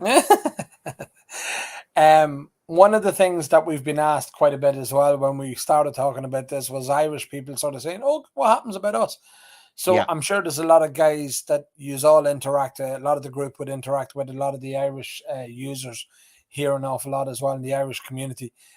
We are going to make available some of the events to them so that they can be there as well. It will be limited as long as we have our 30 people. But there will be some people, there will be some space available for Irish guests to come along as well and join us on the night. As I say, JJ Sheehy's mightn't hold that many more than the 30 to 40, but we'll just shoehorn them in and see what we can have. And as I say, we'll have our own bar and the pints of Guinness will be flowing, and there's 1 or 2 whiskies going to be in the bar as well, I think. So we'll be all right. Just to clarify there, Dave, you say you get the supplement now. At first you thought it was 3 payments of 800. It's 3 payments of 750 plus a single supplement of 800. Okay, so if you want to travel on your own, you don't want to share, it's 3 payments of 750 plus a single supplement of 800. That's something we can't get around. And sadly, the world is not designed for single people, it seems, whether it's on cruise ships or hotels. Single supplements apply on tours because you're taking up a room that could be used for 2 people, I guess. That's the logic. So we're just passing that along.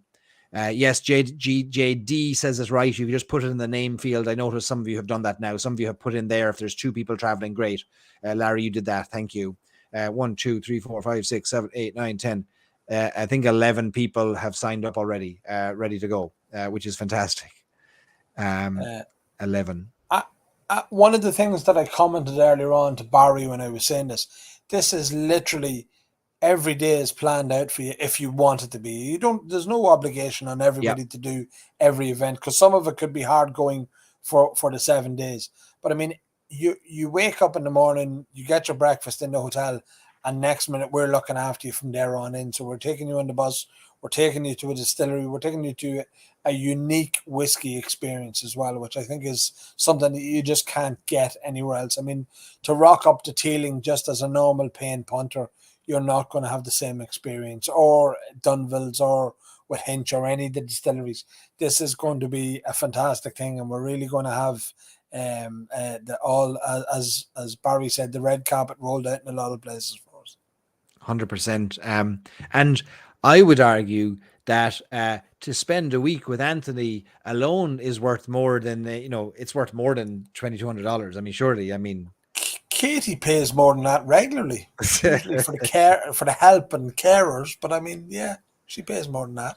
I'm willing to pay people to hang out with me. I'm willing to pay you some money if you're willing to spend time with me. So I'm on the other spectrum, the other side of it.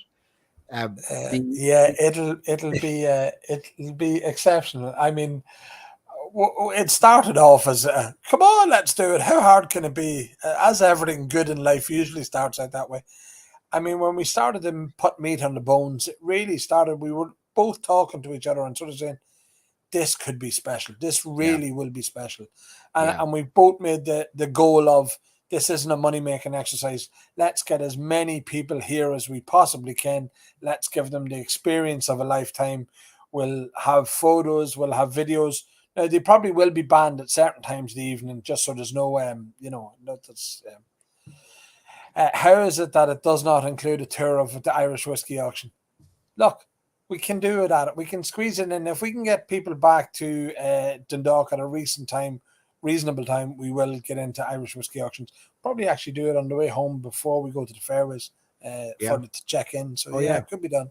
That's great. And if anyone's got whiskies waiting there, they can pick them up in person and bring them back with them. Larry wouldn't be able to do that. I don't think Larry would be able to do that, but others might be able to do that. They wouldn't be big enough. The bus is only so big. Exactly. You would have to get a second bus to come along for Larry. Now, 50. Robert says €50 supplement for the IWA tour. That's just for Robert to be there. That's all that is. A couple of caveats here, folks. This is the only way this can go ahead is if we get 30 people. And if we don't get 30 people, and so let's say we collect your deposit over the next 72 hours. It might not be the weekend. It could be Monday. Let's say we collect your deposit and it doesn't go ahead. Of course, we're going to refund all your money. You're not going to pay us to not go on a tour. If we get more than 30 people, we can probably fit 32, 34 on the bus, maybe, but that'll be about it. We're going to cap it at that for a couple of reasons. One, the bus, and also just access to the distilleries and the size of the tour and access to the Palace Bar and that kind of number is probably just about as manageable as you want it to be. If it doesn't go ahead, well, we tried our best. But what we will do, we have a few tricks up our sleeve. The first is, it's only the people on here that are seeing it live are the ones filling out the form now. We'll then post this replay across our social media tomorrow. We'll post the links. We'll email this out to my database. We'll email it out to Anthony's database. If we're still not full within the next 4 or 5 days, my recommendation, Anthony, and you let me know what you think about this, is I want to take this to the Irish American press in the United States, the likes of the Irish Central, the different Irish newspapers and magazines that are around the United States, and tell them what we're doing. And we want people to join up, take it to the pubs. So we've got pub connections who might want to sponsor it or be part of it. So we're going to do our best to fill this bus. We'd love to fill it with all of you here, but I think there's more we can do yet, I'd say. Yeah, no, absolutely. And that's the thing. I mean, the goal is to try and get it as full, to try and get as many people on it, not as many people, just to get it full so that you can experience it. As Barry said, if you've too many people, it might take away from it. We want it to be comfortable for everybody. We want the bus to be comfortable. We don't want to be waiting in queues to try and get in and get viewing everything. Whereas 30 people is a great amount for any distillery where we can sort of go around and you can see everything that's going on and happening as well. Is it good? There's a couple of questions there. Do we need to arrive on the 8th of the 20th, depart on the 27th, or arrive the day before, depart the day after? My take on it would be that's entirely up to you. I mean, we're looking after you from the 20th until the 27th. But if you're there a day before, we can assist. And again, our traveler arrangements can probably try and help you get the hotel the night before and maybe the hotel the night after. I'm sure he's been very good to us, and I'm sure he'll help you out as well. Should be no hassle there with that. It just depends on flights, I suppose, is the thing, isn't it? Yeah. I think it's worth you all looking at flights. Look, we're not expecting everybody just to sign up right now without exploring how it all works with time off. And I know vacation time can be a challenge, but look, if I as Anthony said, we'll take care of you on these days. And outside of that, you could always meet us at the hotel on the 20th in Dublin. If you've come in a few days before, you want to do something else, or if you've come all this way, you also want to tag on Middleton onto your tour, you might do that before or after as well. Go down to Cork. I mean, that's a possibility for you as well. So let me see. What else have we got here? James says the cost is excellent. Great stuff. I'm glad to hear it. I think it's unbelievably, I mean, the value here, I think, is out of this world. And the tour operators, knocked it out of the park for us with the logistics, and the distilleries and the brands really came through for us on the program that's going to allow us to keep this so affordable. Also, the fact that poor old Anthony's not going to get a shilling out of it, and neither am I. But sure, listen, it's for the love of whiskey. Right. It's for the love of whiskey is all we do it for. But how cool is it going to be to be, as you said, to be doing a lock-in? We can, and again, we have very good Wi-Fi in the pub that we can probably do a bit of a stream from the pub that night as well to anybody who unfortunately doesn't make it that night. But there is going to be loads of videos, loads of photos shot that everybody's going to get to see perhaps what they're missing out on. But maybe then they'll sort of go, right, okay, get me on board for the next one as well if we do manage to pull off another one as well. If so right now I think we've got about, it looks like we've got about expressions of interest now, about 12 people, which is amazing. I'm not going to keep doing a running tally like it were some kind of telethon here, but what I will say is if you've got friends or relatives you think would love to be part of this, like now is the time to reach out to them and share maybe this link with them and say, look, here's what we're doing, chance of a lifetime.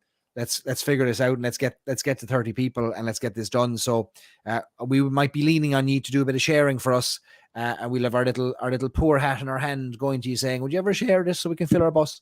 Because I think it's worth us pushing it. Yeah. David Stewart there said, I'm getting in the 19th and leaving on the 29th.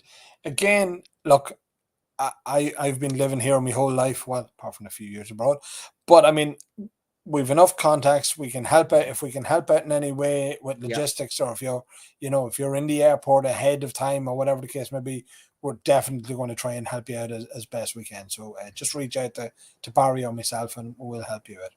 If you do have an interest, but you're trying to figure out the days, as is the question here from Dave, like with schedules, yes, fill out the form, but only fill it out if you're genuinely trying to figure out the days, because we're going to, obviously, the more people we have to contact, the longer it's going to take to get this done. But look, if you're genuinely trying to figure out the days, fill out the form so we know, and that way we'll start a conversation with you, and we'll have all these conversations going in the back end. Some of you will make a payment immediately. Some of you will say, actually, I need 3 days to figure it out. No problem. Let's just fill out the form if you're working on it and you need to figure out the days, please. And that way we'll only reach out to people who filled out the form. Dave and Greg, you've got to be there, guys. Come on, you've got to be there. Dave's going to be here in 2 weeks. Dave's coming in 2 weeks. So you're going to come back again. You should, Dave. There's more of Ireland to see. This is going to be special. As I say, I think some of the experiences that we're going to have, Ger Garland, the steam train on the first day is just, it is really just what a wow start. I mean, where do you get a chance to go on a steam train, drinking whiskies, getting just absolutely mesmerized by the knowledge of Ger Garland on the afternoon? It is just a fantastic experience. I mean, we were both there for Dave's first the inaugural event, and it was fantastic. Just the whole sounds, the noise, drinking the whiskey, good company, the laughs, the jokes.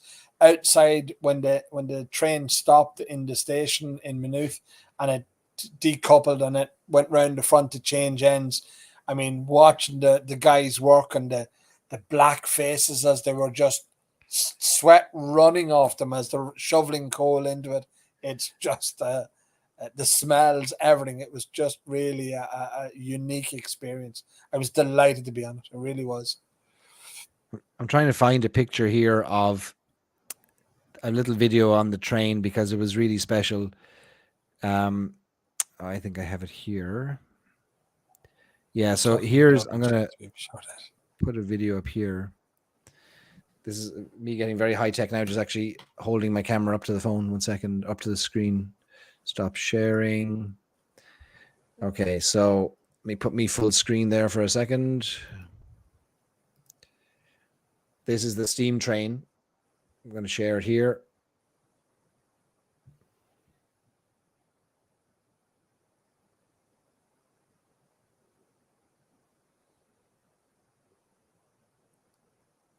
Look at that. Isn't that amazing?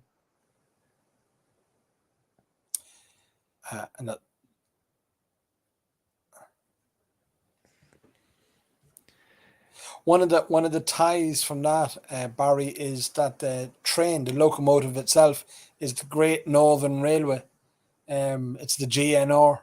Is the actual locomotive was part of the Great Northern Railway, which was based here in Dundalk and went up to Greenore and all along the coast up to Newry. It was phenomenal. It was great place.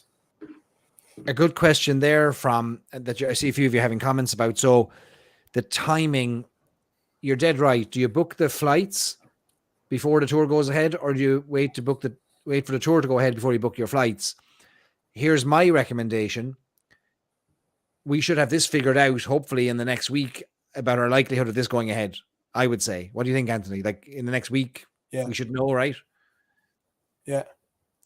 That means... I think we sort of, again, you're going to have a gauge of where we're going to be. And I mean, if we're getting 40 people with the expressions of interest, or 45 people, then you'll say, well, we should be able to pull together the 30. If we're struggling, we're going to know fairly soon as well. So you'll be able to give people the go ahead for the flights as well. Look, if not, and I do mean this, if not, and you have the flights booked anyhow, I will go out of my way to make sure that you have a good time if you get over here and we don't have the rest of the events going. You will get my personal guarantee that I will make sure you have a good time. So yeah, private tour of Ireland. Yeah, exactly. I should just take you down to the stores, then to my vaults, and we'll go in there and we'll just sort of drink whatever's there, you know. So here's how you folks can help us. So it's taken quite a bit of work to get this far. As you can imagine, nobody wants to see this fall on the last hurdle. So here's the ask. Can you share this with as many people as possible? Can you share? We're going to do a post on our social media publicly on the Stories and Sips Facebook page. Anthony might do one on the Irish Whiskey Auctions page tomorrow. I'll share it. We'll put links up there. And we'll ask for those of you that have Facebook that you can share it. If you've got Twitter, you can share it. If you've got Instagram, you can share it, to get as many people involved in this as possible. Because if together we fill this up with our own communities, then we can book flights, we can take deposits, we can get this thing done. So that's the ask. We'll put a push on it for the week, sharing links to the whiskeybus.com, and let's go from there. Let's see if we can get it over the line.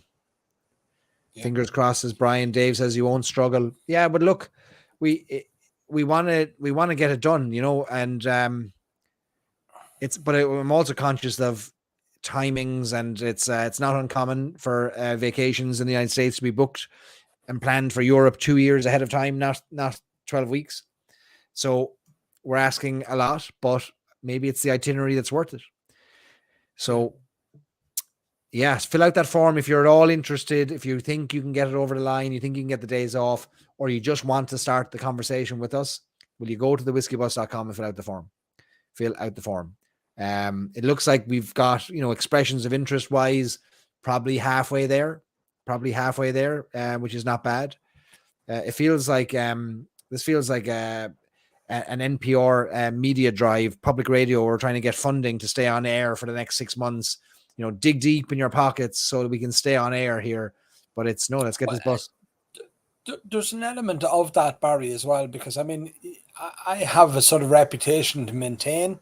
So everybody has to come over and sort of they'll witness it in person. I mean, you know, as I say, Katie will probably be present for some of it, kicking me in the shins and kicking me in the ankles, telling me you can't say that at me and you have to behave. And I'll try my best. I mean, there's no promises. There is no promises. Put links share the link, www.thewhiskeybus.com, in any Facebook group you're in, any whiskey group that you're in. You have Anthony's permission to spam all the Facebook groups. Tell them Anthony sent you, and tag him. That'll work. That'll work. And put the link into the whiskey groups, and we'll do the same. Obviously, we'll try and get this out there. Look, this isn't for self-promotion. This is not to further enrich either Anthony or myself. It's rather to enrich the Irish whiskey industry and yourselves as a community if we can get it done. Yeah,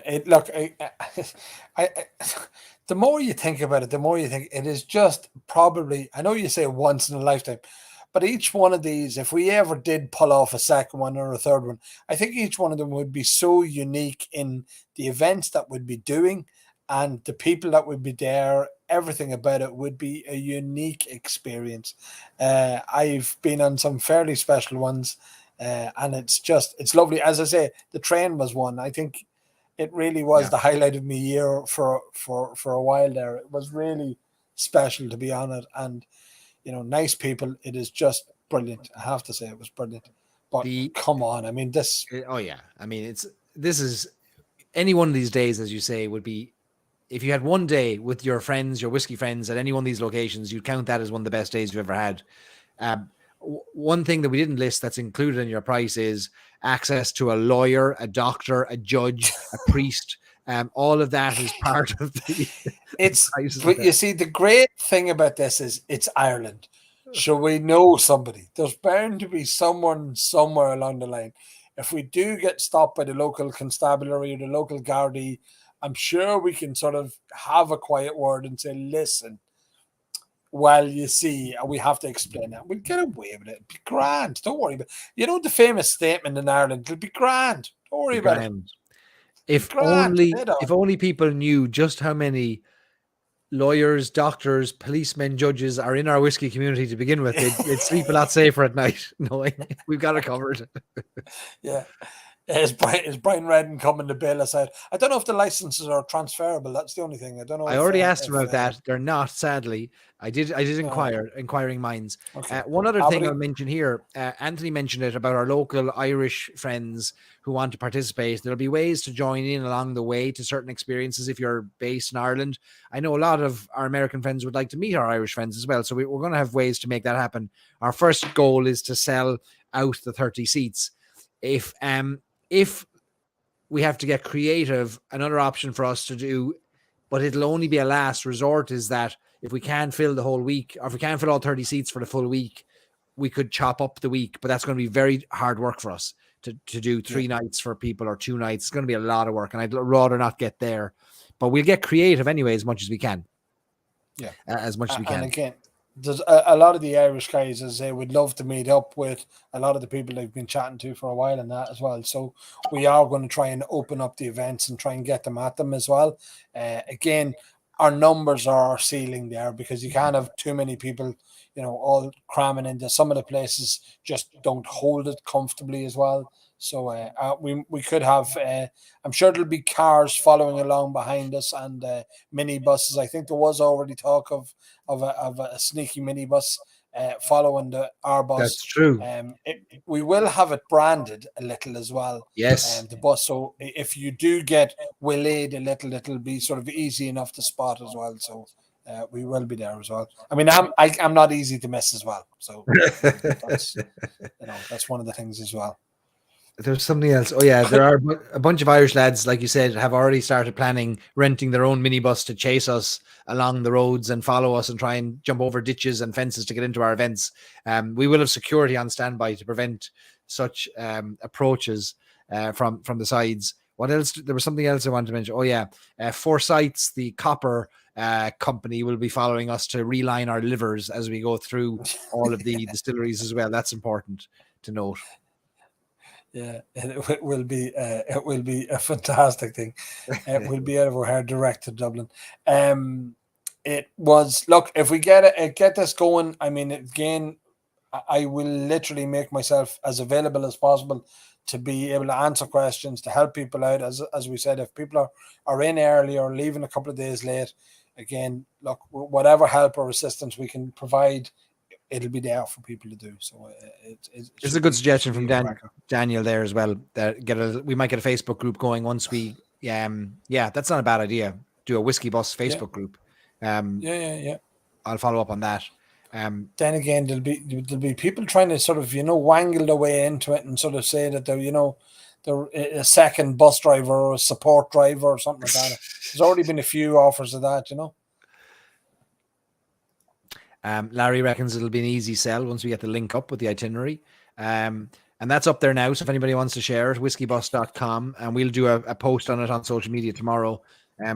Thewhiskeybus.com. I think I bought all versions of Whiskey Bus. Surprisingly, that wasn't taken. Very surprised. But That'll redirect you. You can download the slides. The slides are there. You can download them. You can share them. You can view them, and the expression of interest form is there. What more do you need? I think we've answered all the questions. I think so. Where it stands right now, we'd have about maybe half the numbers of maybe 15 people, maybe 15 expressions of interest, maybe more. So we can get it done. We can do it.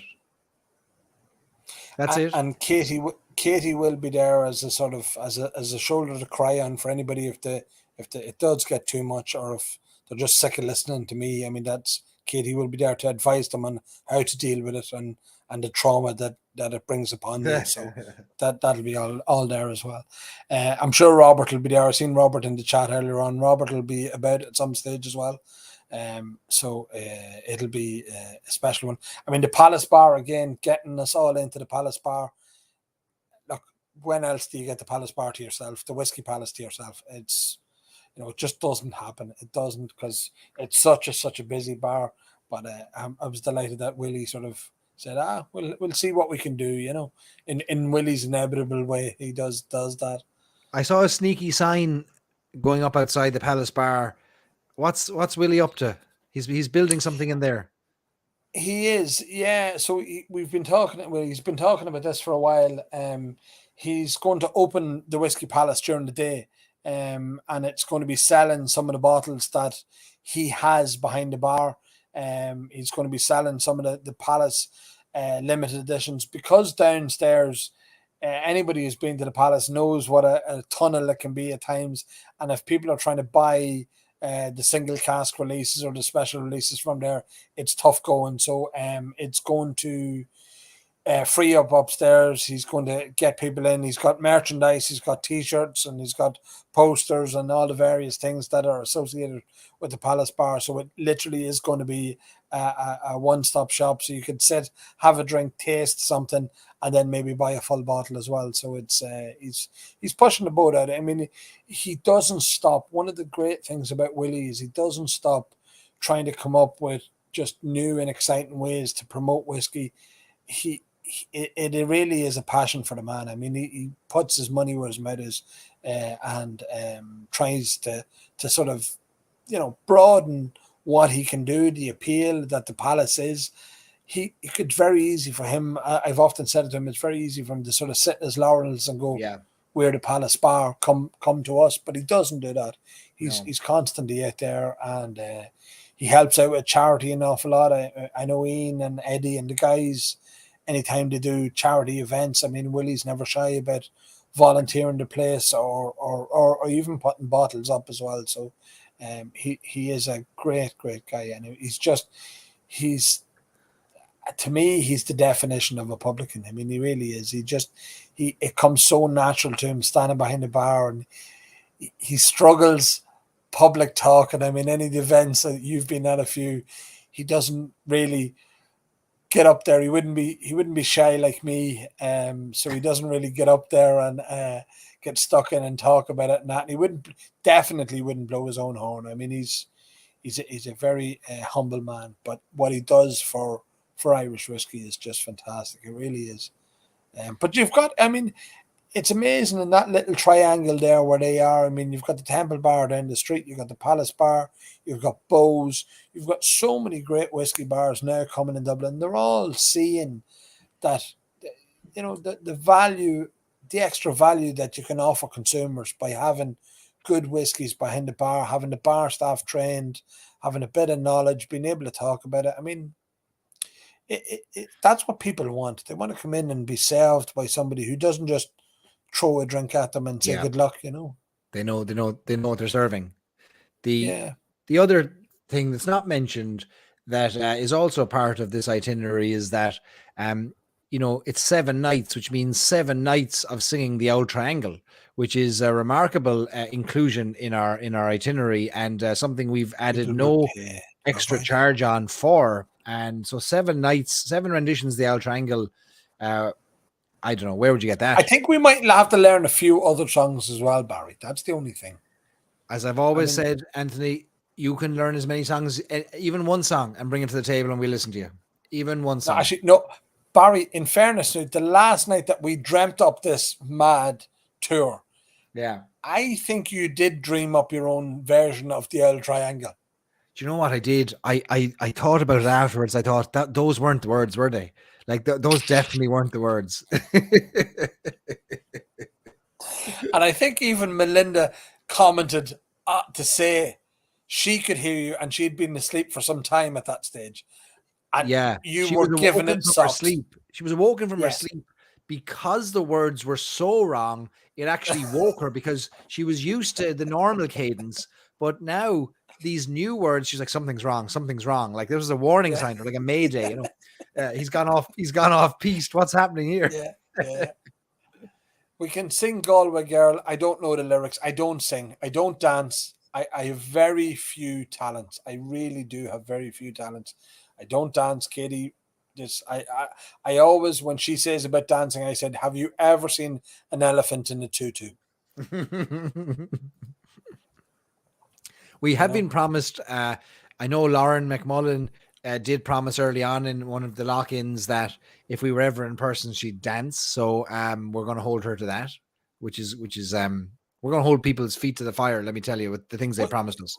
There she is. This is one of tell me, Tell me, one of the things we did talk about as well was like, so on our days when we're on the bus for a period of time, we're going to try and have people on there who talk about whiskey as well. People who are you may be known to some of you, talking about the history of Irish whiskey.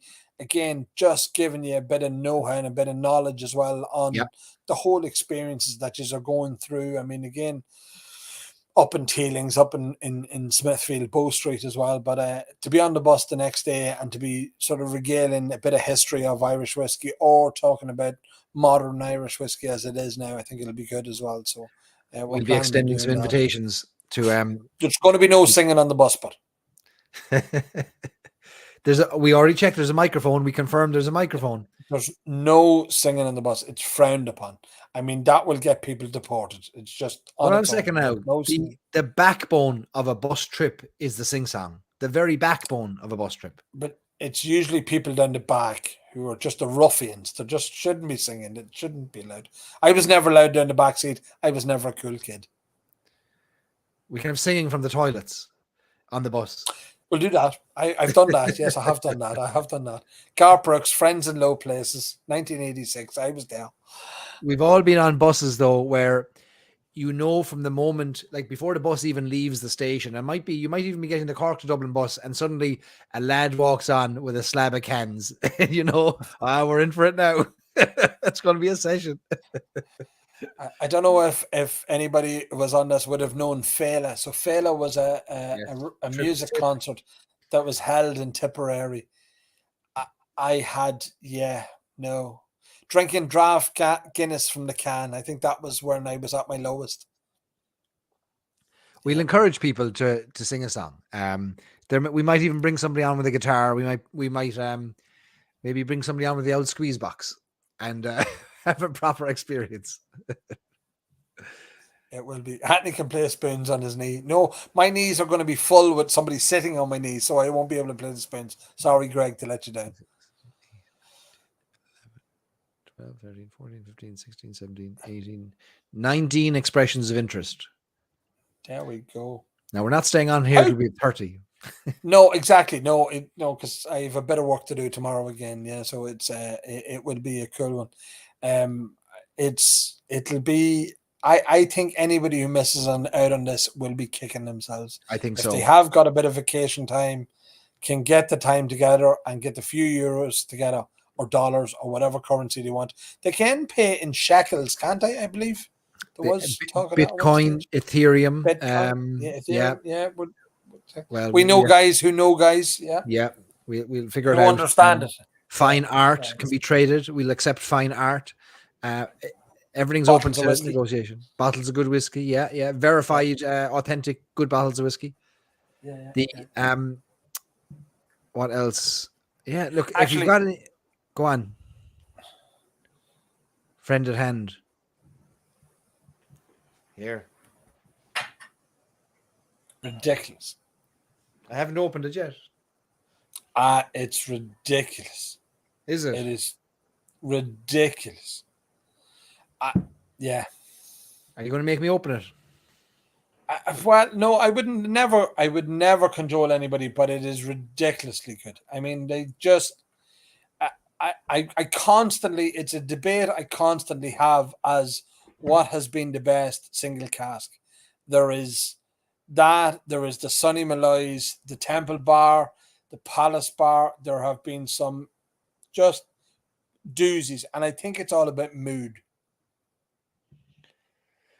Sure, look, I'm in a good mood because we've got interested people coming to visit our lovely country, and I'm opening this bottle now to celebrate.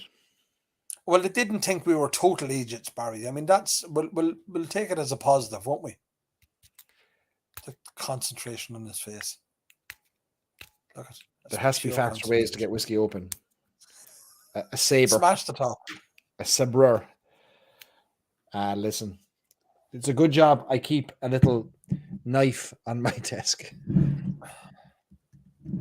See, that's the Cork in you. That's the Cork lads always going around carrying knives and stuff. What's that about? In case we find a bottle of whiskey that we can't open fast enough. There we go. All right.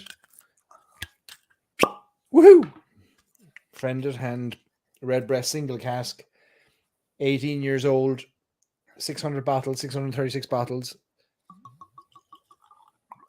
The color of it, like, I mean, it is literally, it's unbelievable. It truly is unbelievable. Cheers. So if this bus does go ahead, cheers, by the way. I'm going to bring some samples in the bus. We'll get these shelves empty behind me, and we'll drop some samples for you folks. Oh, be under no illusion. There's plenty of bottles open in IWA headquarters. There's going to be a fair old whiskey selection in JJ's. So, was I wrong? Yeah. Oh, there's a note there now that's not in any of the other single casks. There's a velvety mahogany kind of floral in the most old wood antique shop ways.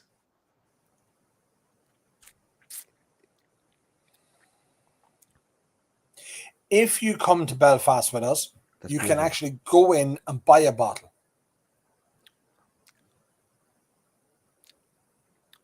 Where's the bite at cask strength? It's not there. It's not there at all. That's the ridiculousness of it. No. That is like, that's a 46% whiskey in your head, but it's not. It's 55%. Yeah, no, it's... Oh, that's lovely.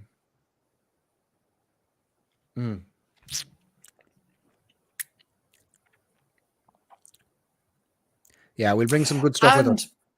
Barry, if anybody is a member of the Stories and Sips group, they get discount on their shipping. So if they buy loads of bottles when they're here, we can ship it back for them. Now we're talking.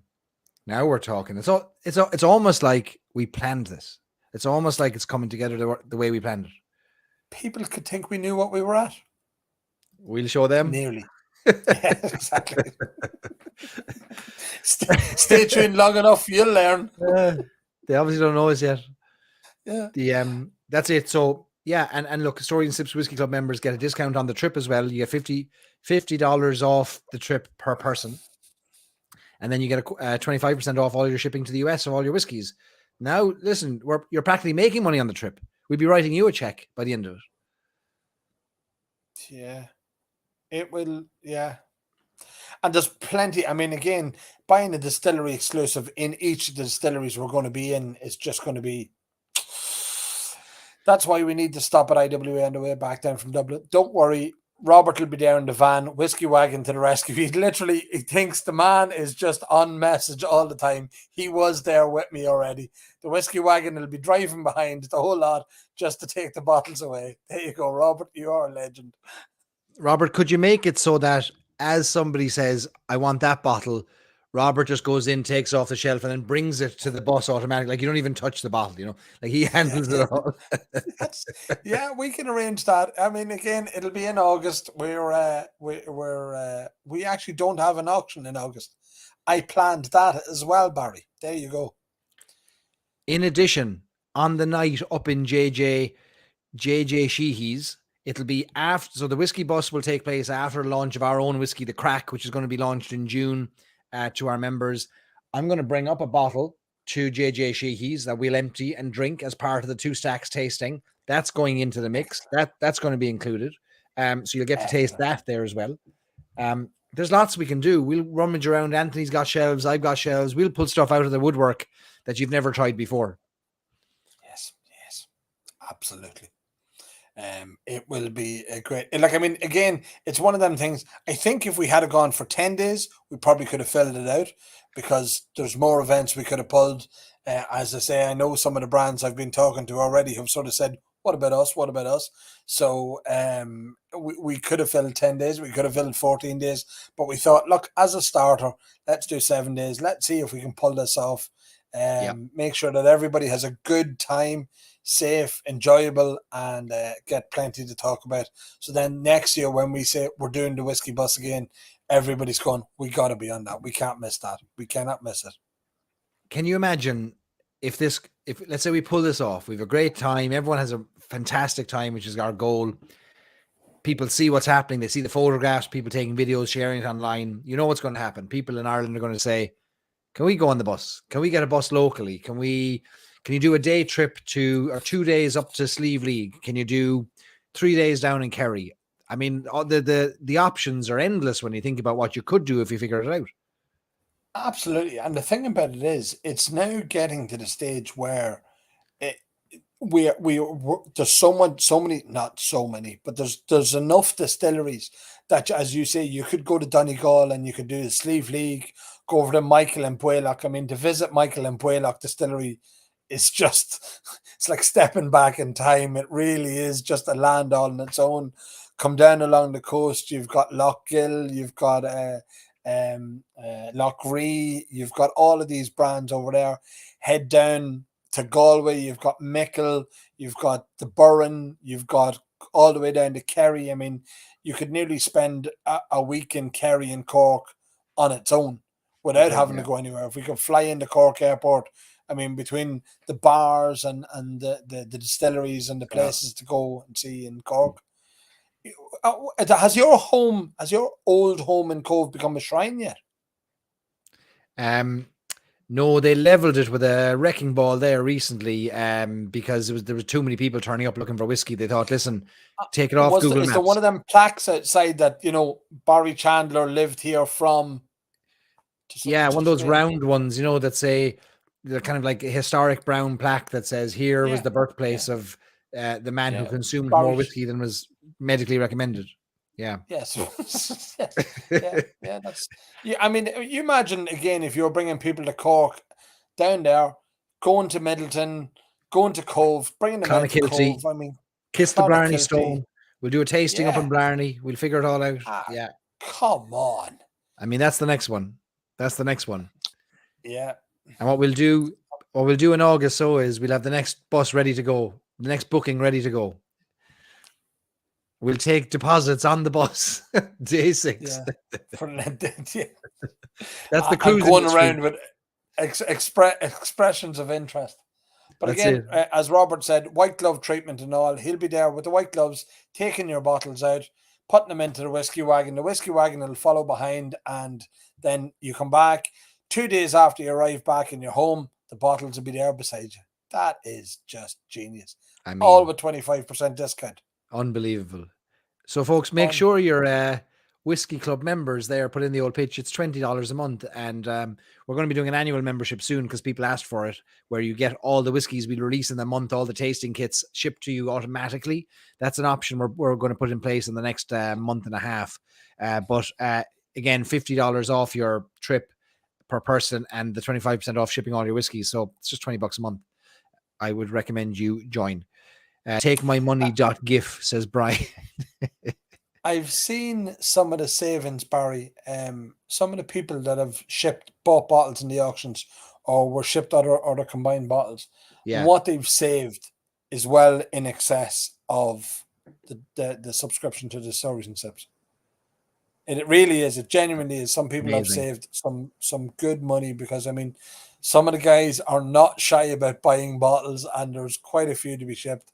And they've maybe bought a couple of bottles here, there, or everywhere, and we get a message of saying, Anthony, would you mind if I got such and such delivered to me? And invariably, we don't mind, but it's there's quite a bit of shipping going back to That's America. amazing. Well, thanks so much for offering that. It's really appreciated, and it does sound like you say. It sounds like people are taking great advantage of it. So, Yeah. thanks a million for that. The Dave, how's my shelf? Exactly. Yes. yeah. How's your shelf, Dave? It's getting full. It is getting full. If you've just joined us, you've missed 2 hours of us laying out the trip of a lifetime, but you can catch the replay in any case. Go to thewhiskeybus.com. So what's on that site, it'll redirect you to a page on Stories and Sips where you'll get the slides we shared tonight of our itinerary. You'll get a form to fill out with your expression of interest. And immediately after we go off air this evening, I'll embed the video of tonight on that page. So you can go back and watch it as well. It'll be available on YouTube and Facebook as well. And then tomorrow we'll send out links for more people to join up. We'll send it out, more people to join the trip if they're interested. Anthony and I will email our database and we'll fill this up. If we get 30 people, it goes ahead. It's as simple as that. So we're probably 2/3 of the way there in terms of expressions of interest. But yeah, we need the 30. We need 30 people. Chris says wives of club members, $50 off. If the wife of the club member is also a club member, sure, no problem. Absolutely. There was something else I was going to share. No, I've lost it. You're right about this whiskey though. This friend at hand is a special one, a very special one. There's a beautiful exceptional wood spice note to this that's just phenomenal. Lovely balance. Mahogany, isn't it? It's old wood. That mahogany is there. Yeah. Just unreal. They really have curated some fantastic. I think it was Dave that mentioned one of the Dave mentioned it was the gold one that he mentioned earlier on. So some of the single cask releases that the friend of hand have had their own name on as well. Have been just phenomenal whiskies, really, really phenomenal whiskies. In addition to, they've had Middleton single cask, Power single cask, the Redbreast single cask. It is just the place. You couldn't describe it, and I don't think there's anywhere else like it in Ireland. It really, Girona's Gold. Thanks, Dave. It is phenomenal. Inside that place, I mean, you just everywhere your eye falls, there's a piece of history or there's a bottle of whiskey that you just never seen before. I mean, so much so that I myself have leaned on Ray a few times and phoned up Ray and said, will you just go and look at such and such a bottle and tell me, does this marking on it or is that marking on it, or tell me what it says on the base, because it is just just a repository of fantastic bottles, history. I mean, the gentleman that owns it, Mr. Willie Jack, it's been his life passion, and I've had conversations with him where he he bought mirrors off me, big proper big mirrors, and he has a warehouse with spares and overspilled from the shop and that. And I remember the statement of, he's so much about preserving whiskey that he said, if in 2 years' time, if you want to buy this back off me, Anthony, to display somewhere else, I'll sell it back to you at what I'm paying for it now. Amazing. So for him, it's not about the money; it's about preserving the distilling heritage of Belfast in particular. I mean, he's a great proponent of. He's created employment. He's in the process of, here's maybe a bit of a exclusive for you. He's in the process of creating a very exclusive tasting room next door to the friend at hand. Yeah. And extending the museum so that he can show off more of what he's got. Because I said he has a warehouse full of, overspill and stuff. It is just. And with that a tasting show. experience he's building out, would I be right in saying, in fact, I think Ray shared this when I was up with a friend at hand, that there's no more friend at hand 25-year-old redbreast. That old redbreast is not available by the bottle anymore. Instead, it's all going, whatever bottles they've left is going to be sold through the Duke of York or in the tasting experience. Yeah, exactly that. So it is going to be one of the few places where you can taste taste them ones that they're no longer selling. And again, that's not. A lot of people sort of go, oh yeah, that's a money making. It's not. He's just trying to put the liquid on as many lips as possible, trying to preserve what few bottles he has left and get as much people tasting it as possible. They're not an expensive bar. I mean, the shelves grown. I mean, in the Duke of York, when you're standing in the front bar, the shelves just grown under the weight of bottles. The bottles are sitting with maybe a third of the base sitting on the edge of the shelf. They're so deep with bottles of whiskey, and the selection is huge. But I mean, up from that, you've got Bittles Bar. I mean, John Bittles, what he's created in Bittles Bar, it's comical. This is why when we had the conversation on that lock-in about this trip, where it should go, and I don't think anyone would ever accuse me of not being proud of Cork, but when we suggested this trip, I said, we have to go to Belfast. And since I've come back to spend more time with this whiskey club here in Ireland, and I've gotten to know Belfast a little bit, and thanks to Lauren for showing me around and getting me connected with some of the spots there, I have absolutely fallen in love with the city and the whiskey heritage, the whiskey history, and how it's being brought back to life, and the energy that's around the place. The fact that we're spending 3 nights in Belfast is going to be such a highlight, just absolutely such a highlight. The guys who do the whiskey tour, the likes of Marty and Justin, who do the whiskey tours, the walking tours, I mean, what they don't know about the history of distilling in Belfast, the buildings. I mean, again, a lot of people would have known Belfast for the wrong reasons. It would have been on news headlines around the world. Yeah. But it's people, it's rich, vibrant history. It's a lovely, cool place. I'm in Belfast tomorrow night. I just love Belfast. It really is such a very special place. It's so cool walking around over by the friend at hand and the Duke of York, and it's just a cool place. There's a place just down from it called the Grand Social. I think it's called the Grand Social. Or the Grand. And me and Casey go in there for breakfast anytime we're down there to just do these really tasty Sunday brunches. It's just, we love it down there, we really do. And Katie likes it as well because there's nice shops you can go shopping in as well.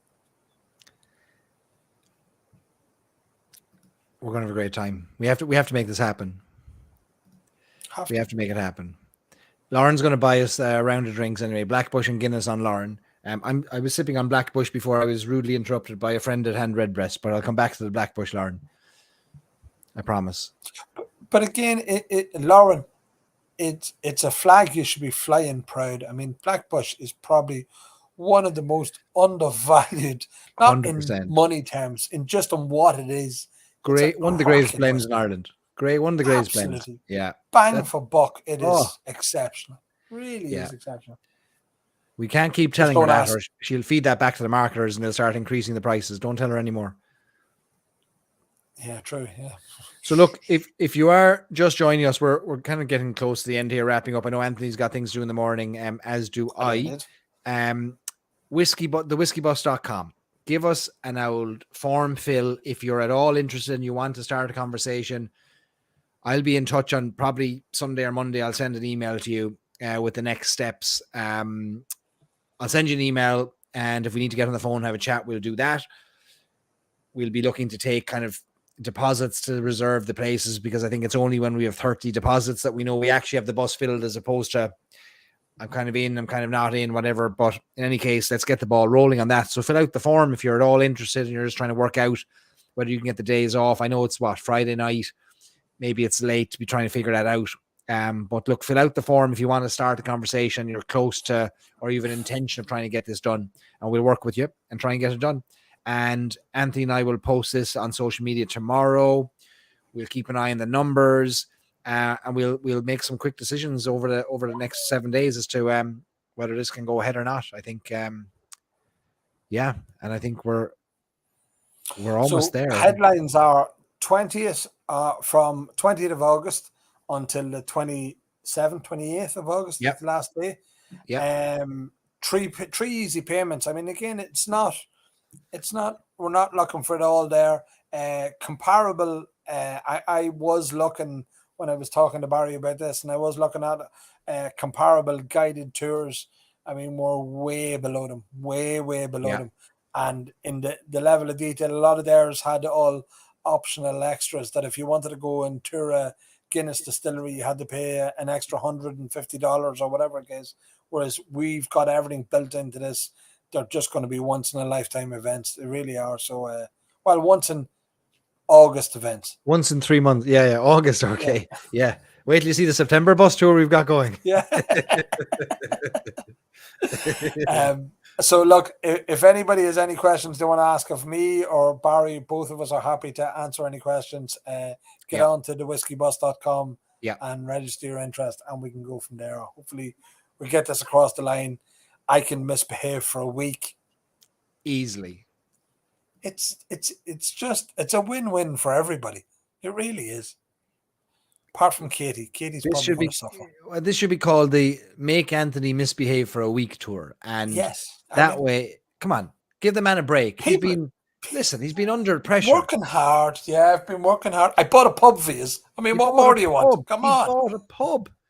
He's been selling silent distilleries and buying pubs. That's the business he's in. He is. This is a tough life, a tough life.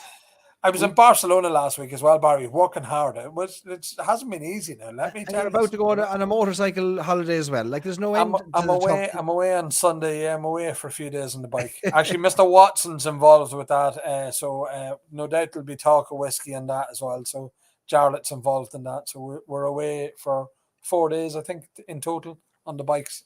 We're over to Scotland on the motorbike, so it'll be happy days. We'll hopefully it doesn't rain all the time. We'll send you voice messages that you can hear through your earpiece as you're riding about the progress reports on the whiskey bus, so that you're kept up to date as you're looking out at the Isle of Skye or whatever you're looking out on. It'll be a bit of crack, all right. Yeah, no, we can get that. So again, I've all the boys' ties on my motorbike, so I get my screen up in front of me and I get my messages and everything. So I have all the ties there. So that could be the next trip now. I've got my own motorcycle license. I think the next thing now is the motorcycle tour of the whiskey distillery. Come on, we got to do that one as well. I mean, Jesus, look, there's no end to this. I mean, have you registered whiskey on a bike yet? Hold everything. Whiskeyonabike.com. Well, it beats Christ on a bike. You're not allowed to say that anymore as well, aren't you? No. Oh, Christ on a bike. Whiskey on a bike. That's the next one. Yeah. Listen, between Dave O'Connell. Come on, Brian. Honestly, whiskey on the tracks. No, we're not allowed to bring him. No, he's a law-abiding citizen. We're not allowed to bring him because obviously we'd have to stick to the legal limit if we Dave O'Connell now. That's true. That is true. Yes. All we're missing is the boat tour, the whiskey boat tour of Ireland, which we can also figure out. We could probably pull that off as well. I mean, there is boats at our disposal, shall we say, and so we could probably pull that off as well. Yeah. Stranger things have happened. Yeah, exactly. Dave's got his license. Greg's got his license. Brian Sharp's got 30 motorcycles. You've got your license. We're making the bike trip happen next. Come on, lads. All right. I need to buy a bike. That's the next thing. I'll borrow one of yours or Jarlath's, and we'll make it happen. Yeah. We can do that. Yeah, there's a couple of spare bikes there. We can make it happen as well. Yeah, no, that's come on. We can just for the crack. Stop. Everything in life. That's how this last video ended. In life, you've got to do everything for the crack. If it's not for the crack, what are you doing it for? On that note, back to the studio, as Jeremy Clarkson might say. Listen, we've said it all. We've covered it all. We've covered it all. We have to wrap it up. That's the end of tonight. It's not a 4-hour lock-in. It's a 2-hour. Let's share the details with you. You have the details, folks. I'm going to bed. Anthony's going to bed. I'm excited about this, though. We're 2/3 the way there in expressions of interest. Here's what's going to happen next, because it's always good to leave with everyone understanding what's next. You're going to get an email from me on Sunday or Monday if you've expressed interest on thewhiskeybus.com with a link to a deposit payment option. If you don't want to, can't make the payment option, need to talk to me further or figure out some details, just email me back. It's as simple as that. And if we have to jump on a phone call, we'll do it. If you want to go email back and forth, we'll do that as well. And we'll go from there. It's as simple as that. We'll work our way through it. Can't say fairer than that. No, absolutely. Sinead. All right, folks. Go on. Anthony, cheers. Say hi to Katie. Thanks a million. We'll talk to you. Good man. Thanks, Barry. Cheers, Anthony. We're almost at the line. We'll finish it. We'll get it done. All right, folks. That's it. Let me do a last check of how many interested parties we have. 2, 3, 4, 5, 6, 7, 8, 9, 10, 11, 12, 13, 14, 15, 16, 17, 18, 19, 20, 21, 22 expressions of interest. We'll get to 30, won't we? We might get to 34. We need at least 30. So let's put a push on it, folks. Tell your friends, and your family members and those you'd like to join you. We'll get this done. We will get this done. I'm sure of it. And for those of you who can't make this one, if this works, it'll be the first, but there'll be seconds and thirds and fourths and fifths and sixths. I think there's a tour company in this. I think there is. I really think there's a tour company in this. It's the natural next expression and extension of both Irish whiskey auctions and stories and sips. So see if we can make it happen, folks. All right. Good night. And we will talk to you Saturday and Sunday. Thanks a million for joining the lock-in. Sláinte. Cheers, everybody. And hopefully we get to see you on the whiskey bus. We're going to have lots of good chats about it the next week. Sláinte. Cheers, everybody.